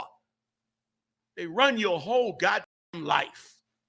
And you so dumb, some of you. Some of you dumb. And listen, here's the amazing part. Now I got this air. I'm totally confused at this right here. That's why I don't mess with you fake Israelites. Because here's the part that had me completely confused. Fake Israelites was making tapes, females, making tapes about how evil China Monáe was and how evil the I.S.U.P.K is. And you was quoting scriptures. The Bible says, I suffer not a woman to Thank you, teach. sir. Thank you. You a spiritual man. Like, I'm watching the tape. The broad is quoting, you teaching and you ain't supposed to be teaching. Right. And you trashing China Monáe. I'm like, I'm missing something. I started to call somebody up and say, am I missing the scripture here? You big dummy. You trashed. First of all, she didn't quote no scriptures. She sung, which is what she was hired to do. She did her job. You violated the Lord to trash her. That's right. You went and violated the Lord's law to trash her, which show you how evil you are. Even though, you know what we got a problem with? We got a problem with self-righteousness. We got such a problem with that out, and it was so why Christ came up against it. That's why Christ said, say not because you are the children of Abraham. Say not, meaning even though you are the children of Abraham. He said, do not, get it for me, Yediah, so I don't just, like, this is so important. We got such a self-righteousness about us, man, that comes from that disgusting church. Right. We think we are so important when we are not. We think we so special. You so special that you break the Lord's law to trash a sister that didn't break any laws. That all she did was perform on the stage, fully clothed, didn't break no laws. Yep. But you gonna break the Lord's law to trash that same sister. Amazing. Give it to me, please. The one where Christ says, say not because thou art Abraham's seed. You know the one I'm talking about? You know that one? Get that one for me. I think Paul said it, right? Or Paul said it, or but Christ came back and said it as well. Give me the one. I want the one that Christ said. You know the one I'm talking about? Where they were saying that's the one Christ said is the one you want. Give me that one. Give me that one. Not the one Paul said. Right. That's the one. Because Christ said it, and we should learn it. You are not special. You black women that's in these fake Israelite groups. Your garment don't make you special. Your head wrap don't make you special. What makes you special is your service to the Lord. And listen, and the scripture, here's another scripture you was breaking. Damn right, sis. Damn right. Damn right, Joe. Here's another scripture you breaking. The scripture said, nor to usurp authority over the man. I know what the hell I'm doing. I've been building the UPK for 40 years in some of the worst damn times on the face of this earth. I know what I'm doing. How the hell you come out of West Bum Hell and now all of a sudden you an authority over the men of God like you know better and violating the Lord's law to do it? You got me, Yediah? Colonel McCon, sir. Tell them where you at. The book of John, chapter 8, and I'm going to start at verse 38, sir. I speak that which I have seen with my Father, and ye do that which you have seen with your father. This is Christ speaking, correct? Colonel McCon, sir. Right. Christ said, you doing what you've seen of your father, which your father is Satan. Your father is Satan instead of the Lord. Go ahead, huh? And if I could, real quick, a little quote.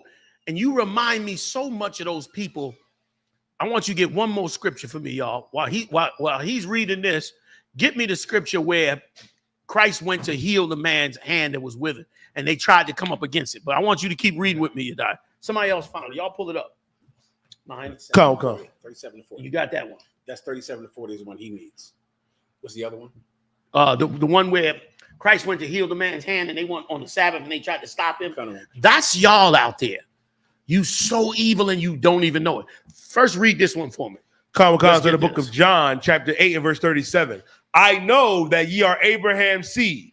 Go up above it real quick. Go up above it. Sir. What I'm about to read to you, what Yediah is about to read to you is so important that you learn this because you're so far from the truth and you don't even know it. Go ahead. And listen, one last, I'm sorry. I got so much rolling off the top of my head. Imagine what would have happened if the entire Israelite world honored and backed up China Monáe for coming up against the small hats. You would have encouraged so many young girls to drop positive songs. You could have started a wave of it.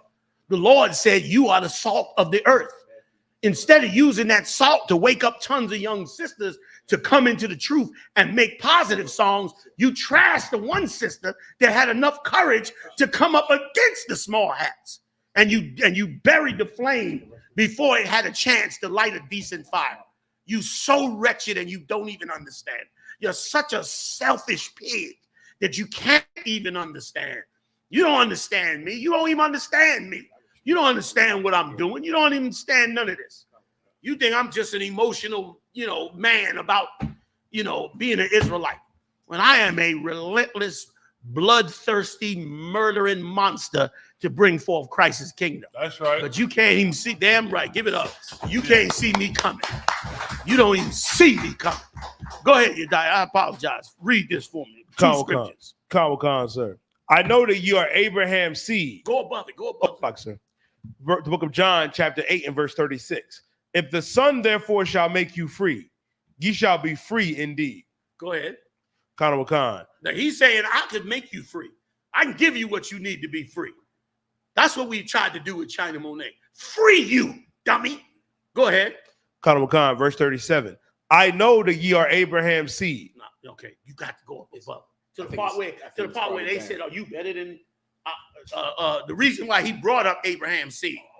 Read it for me. He in this story he says, because this is what they did. They did what Israelites do. Okay. They did what fake Israelites do. Always trying to identify themselves as an Israelite, but never doing what the Lord said. Go ahead, read that. The book of John, chapter 8 and verse 31.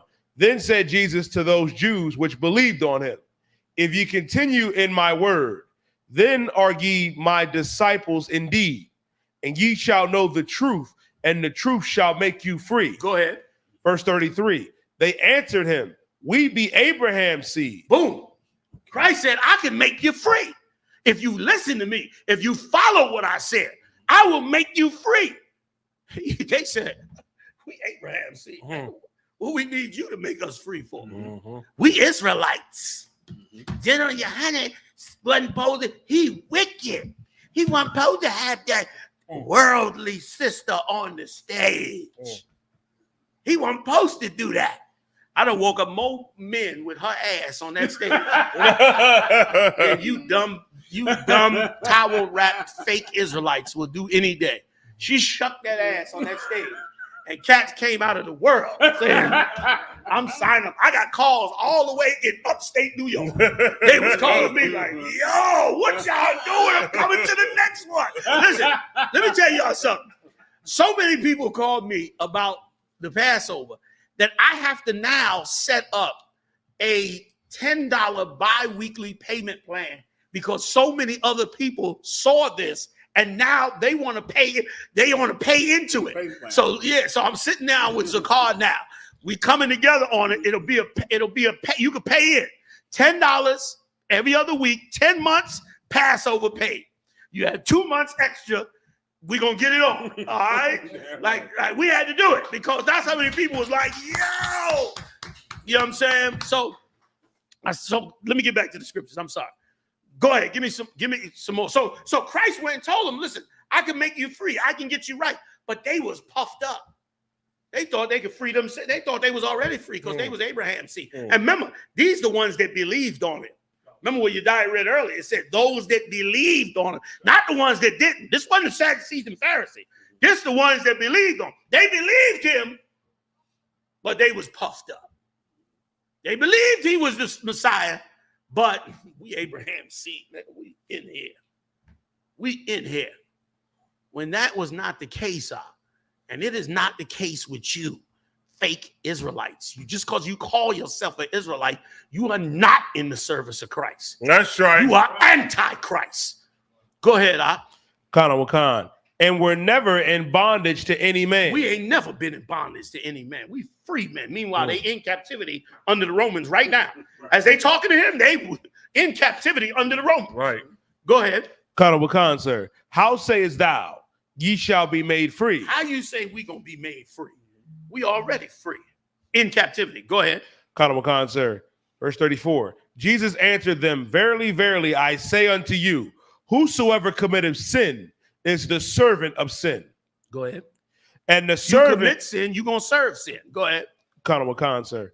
And the servant abideth not in the house forever. Right. Go ahead. Meaning you're going to turn around and you're going to go be a wicked servant and go against the Lord. You're going to go against the truth. You understand? You ain't going to stay with the Most High.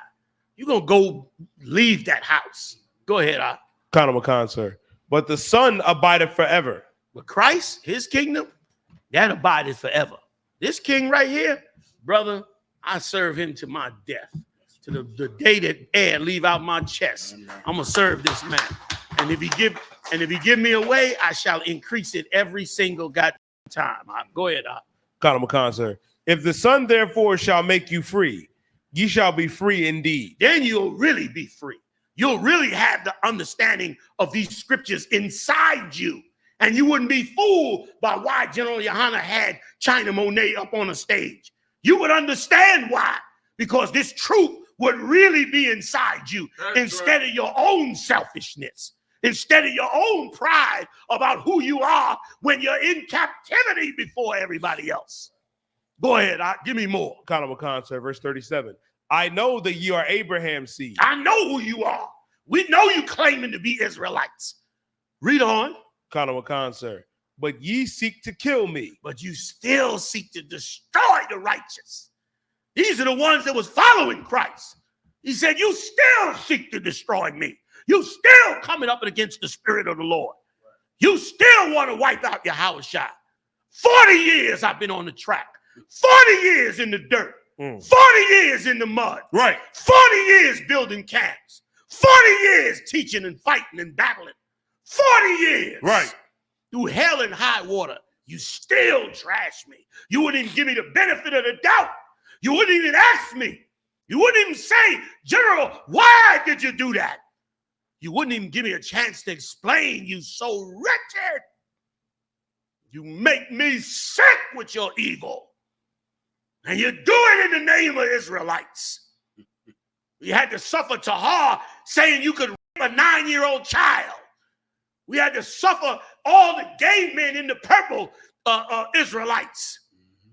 We had to suffer Tazadakia called himself the God-sent comforter. Right. We had to suffer infighting and battles and carnality. And we stood the test of time. I grinded in this truth. Right. That's right. And I'm more encouraged today than ever before. Damn right. I'm more encouraged today than ever before. I understand Paul now. I got, man, you Israelites.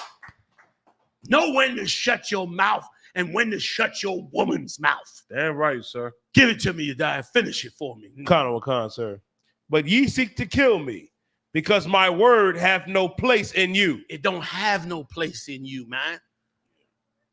Because you think you Abraham's seed, you carnal.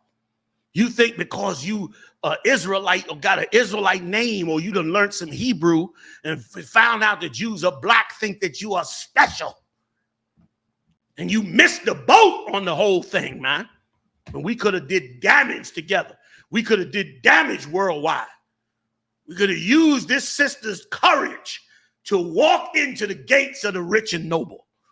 We could have used this sister's courage to change what we were doing in this world. We could have stole our daughters back. We could have snatched them from the claws of death. But you don't understand this king. You don't understand his work. You don't understand what he stands for. Give me the other scripture I asked for.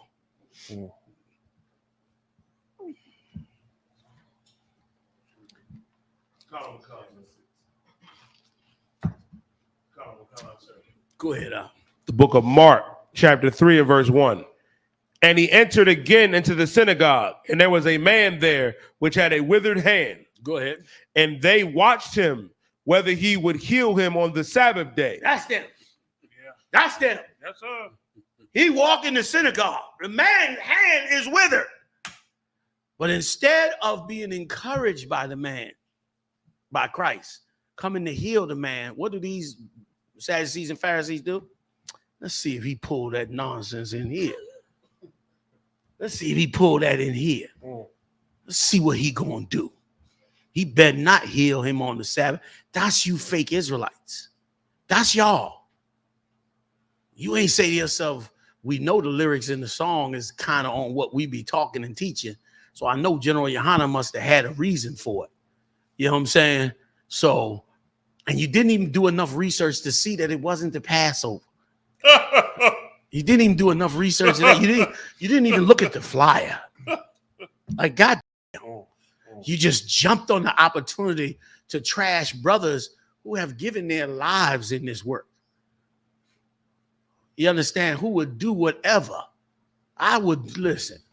I'd do whatever to wake up this nation. That's right, sir. You understand? You don't understand me. You have no clue to who I am. I will do shit you never expected I would do. I will do some shit your eyeballs will pop out your goddamn head. Fake Israelite groups, back up off us, man. If you don't understand, shut the hell up. Let the UPK live, man. Let us live. You ain't on our radar, we ain't got to bother you. Some of you come on our radar because you done violated. And you gonna get violated back by the hand of the Most High. That's right. But other than that, man, understand this. This is real as it could be. Give me the rest, you die. Khan, sir. Khan, that they might accuse him. And he said unto the man which had the withered hand, stand forth. And he said unto them, is it lawful to do good on the Sabbath days? That's why he had to say it to them. Because they was cruddy like you Israelites. I ask you, is it lawful to put out a positive song to help save sisters, even if it's by a sister who may come out of the world? A sister washed Christ's feet, put oil on his head that was supposedly of the world, and they hated him for it. Y'all be quoting scriptures and acting like you all about the Lord and this and the Most High and all that. I'm never impressed by y'all, because when the rubber hit the road to really be a servant of Christ, to really show, you always fail. You always fail. And it's why we don't affiliate with you, because you all right when you could really do it right. You fail every time. Like you could have did this right. This sister, Christ, and he said it to the host. I ain't gonna read it because it's on the tape I made. You can just look at the tape. On the tape, I brought it out. How he said to the cat, look, man, this sister, you didn't offer me nothing, to wash my feet or something to drink, or I'm paraphrasing, but this sister did it with her very hair. And then said she gonna be remembered. Like, damn, I'm looking for them brothers and sisters. Yo, give me that sister. Give me that sister that's gonna wash her brother. Damn right, that wash her brother. That see, give me the sisters, just to give you the backdrop and let you die finish. Give me the sister who see a brother like me battling for, and I'm just using myself as an example. I put myself up there with Christ. Neither of my generals and captains, none of us doing that. Okay, but I'm just saying, you looking at me right now in person. Give me the sister that see me having put in 40 years hard labor for the work of the Most High, and come up to me and say, Janelle, man, let me buy you a cup of coffee, or let me do this for you, or let me do that for you, just for the sake of the work, no sexuality involved. Give me that sister. That's a real sister. That's a real sister. You know what I'm saying? Not some old cruddy ass head wrap hooligan who turns around and the first chance she gets pounces on all the hard work we put out to try to save and raise our people up against so many odds, even down to Esau and everything. Like, leave her out. Give me the ones that Christ said, like that sister. And that sister that did that for Christ, she understood his suffering. She knew this. She knew from just being in the streets that what he was doing was probably going to end up. He was probably going to end up with no life. You're going to end up hated. You're going to end up, you know what I'm saying? Mm-hmm. She understood that. You know what I'm saying? She understood what Christ was going through. And she understood what he battled for. Y'all don't understand. You playing Israelite. Mm. You in Israelite, playhouse. You in the Boy Scout Israelites. That's what you doing. The Girl Scout Israelites. For us, this is the realest thing in our world. There's nothing realer than this. And if you understood that, you would have not been moved by China Monáe at all. You would have understood why I did it. You know what I'm saying? Finish it for me, Die, if you can. Con, sir. Or to do evil, to save life, or to kill. That's what he said. Is it right to do good or do evil? To save life or to kill? If you understood that, we was trying to save lives with China Monáe. She was willing to help us do it. You understand? How many celebrities you could call up and say, hey, come on down and do us a positive show and wake some brothers and sisters up? None. You can't do that. You don't have the insight and ability. And if you do, you're not utilizing it. And you're certainly not calling us up and working with us to utilize it. Right. Them fake purple niggas went down there to that basketball stadium to try to get that basketball player to recognize them. And he said, I don't know who the hell out there. I ain't got nothing to do with it. Then apologized and gave $6 million to the so-called small hat. Didn't send them niggas a quarter. Did not send them purple niggas a quarter, but went and gave the small hats 6 boogies. 6 mils gave them, set them up. You understand? That's y'all world. And did y'all turn around and utilize any of that ability to do what we did? You missing the forest. That's why every sincere brother and sister, if you sincere about learning about being an Israelite and learning the truth and learning about the heritage of your people, please don't go to nobody else. Please come to the UPK under my authority, man, so that I can make sure you're taught right, man. You understand? And raised up the right way. You got more of your diet? Is that it? Go ahead, finish it for me. But they held their peace. But they held their peace because they knew they was cut. They knew they was cut. You should be cut by these words that I'm saying tonight. They knew they was cut. What you did was evil. It was evil for you to open your mouth, especially a woman. It's totally evil for you to do that. You know how many evil-ass women you encouraged by your tapes and your comments? You know how many evil, cruddy, grimy, rotten-ass broads you encouraged by that tape? Who's going to go home and hate their husband and trash the truth and talk about me like a dog and just make our situation 10 times worse. You don't know what you're doing. I wish you did. Is that it? That was it on that? Come on, brother. Verse 5. And when he had looked around about on them with anger, being grieved for the hardness of their hearts. Right. He was grieved. You feel me? He was pissed off. Because their heart was so goddamn hard. It was so puffed up. We Abraham seed. Nigga, please. Humble yourself before the Most High and let the I.S.U.P.K teach your fake Israelite ass. It's a lot. I'm all out. I'm using all the wrong adjectives. Go ahead, Khan. He said unto the man, stretch forth thy hand. And he stretched it out, and his hand was restored whole as the other. Go ahead. That was it. Khan. And the Pharisees went forth and straightway took counsel with the Herodians against him, how they might destroy him. Went to the eat white man. That's what you fake Israelites be doing too. You don't want no Israelites that say or do anything against your master. You don't want that. You pretend like you do, but you don't want that. And the minute you start to see it, you ready to turn against the Lord's chosen people. Hey, listen, if you haven't done it already, subscribe to this channel, man.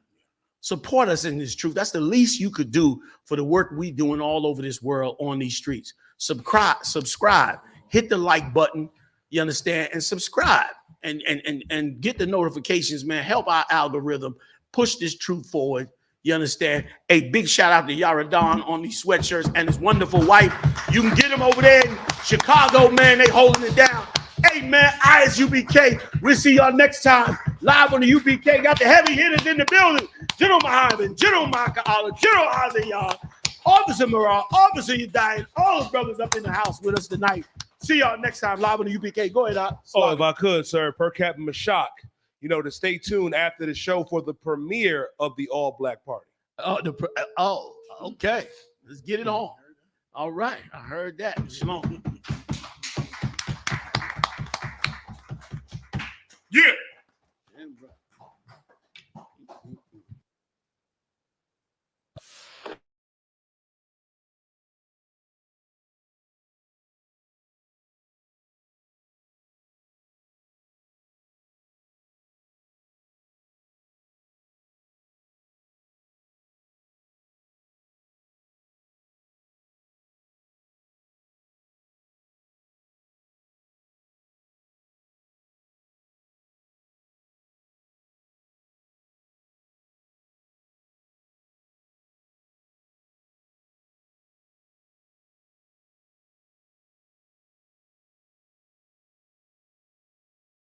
Then celebrate the death of native Indians. How these other races gon' take us serious? They don't. It's silly thinking you can fight oppression with a vote. I'm so woke, I got sleep deprivation. Belly of the beast giving birth to a nation. You know how I feel to have culture and they take it. It'll never be peace, tell them free the reservation. Till it's backwards, they don't know that they exist no more. Ever try reaching out for help and you just get ignored? Pick up vices like drugs, your child fill a void. They get a youth life sentence for a killing, he was just a boy. Niggas poor, what we living for? Life a gamble, it's like 10 or 4. Police hands around your neck, they just hit record. We in war, man, this ain't the norm. But you don't know how I feel to be black. Yeah, you don't know how I feel to be black. Yeah, you don't know how I feel to be black. Yeah, you don't know how I feel to be black. Yeah, you don't know. Mama on the stage crying. She just lost her only son to gang violence. Pops level 4 yard talking through the vents. Have you ever tried to hug your loved ones through a fence? Have you ever been hated just because your skin? Have you ever worked all week and couldn't pay your rent? Life is triple, try and catch my balance. Every step feel like I'm walking backwards. Credit card, but God check the balance. I come from where it's rough, that's why my heart callous. They want you to fall weak, that's a war tactic. Look how we live, what's scary than that? What you know about crossing the Darien Gap?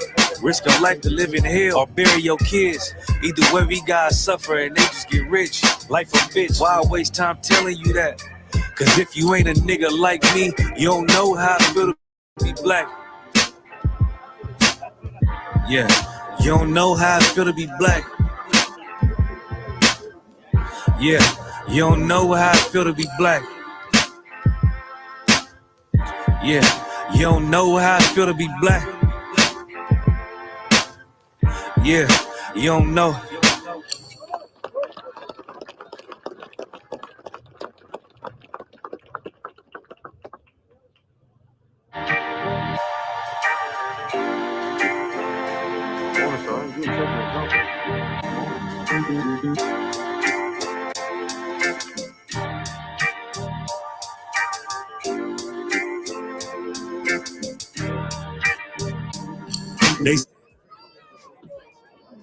SHALAM, soy el sacerdote Camadá de la Escuela Israelita de Conocimiento Práctico Universal bajo comandante general YAHANNA. Y lo que estamos haciendo hoy aquí en norte de Carolina, en Durham, la ciudad de Durham, en los proyectos de McDougal, salimos a alimentar a la raza, negros, latinos y no nativos. Les dimos agua, bebida, comida, ropa. Nosotros somos la única escuela en el planeta haciendo eso por nuestra raza. ¿Dónde están los dichos sacerdotes, los dichos padres, los papas? ¿Qué están haciendo ellos por las comunidades negras y latinas? No están haciendo nada.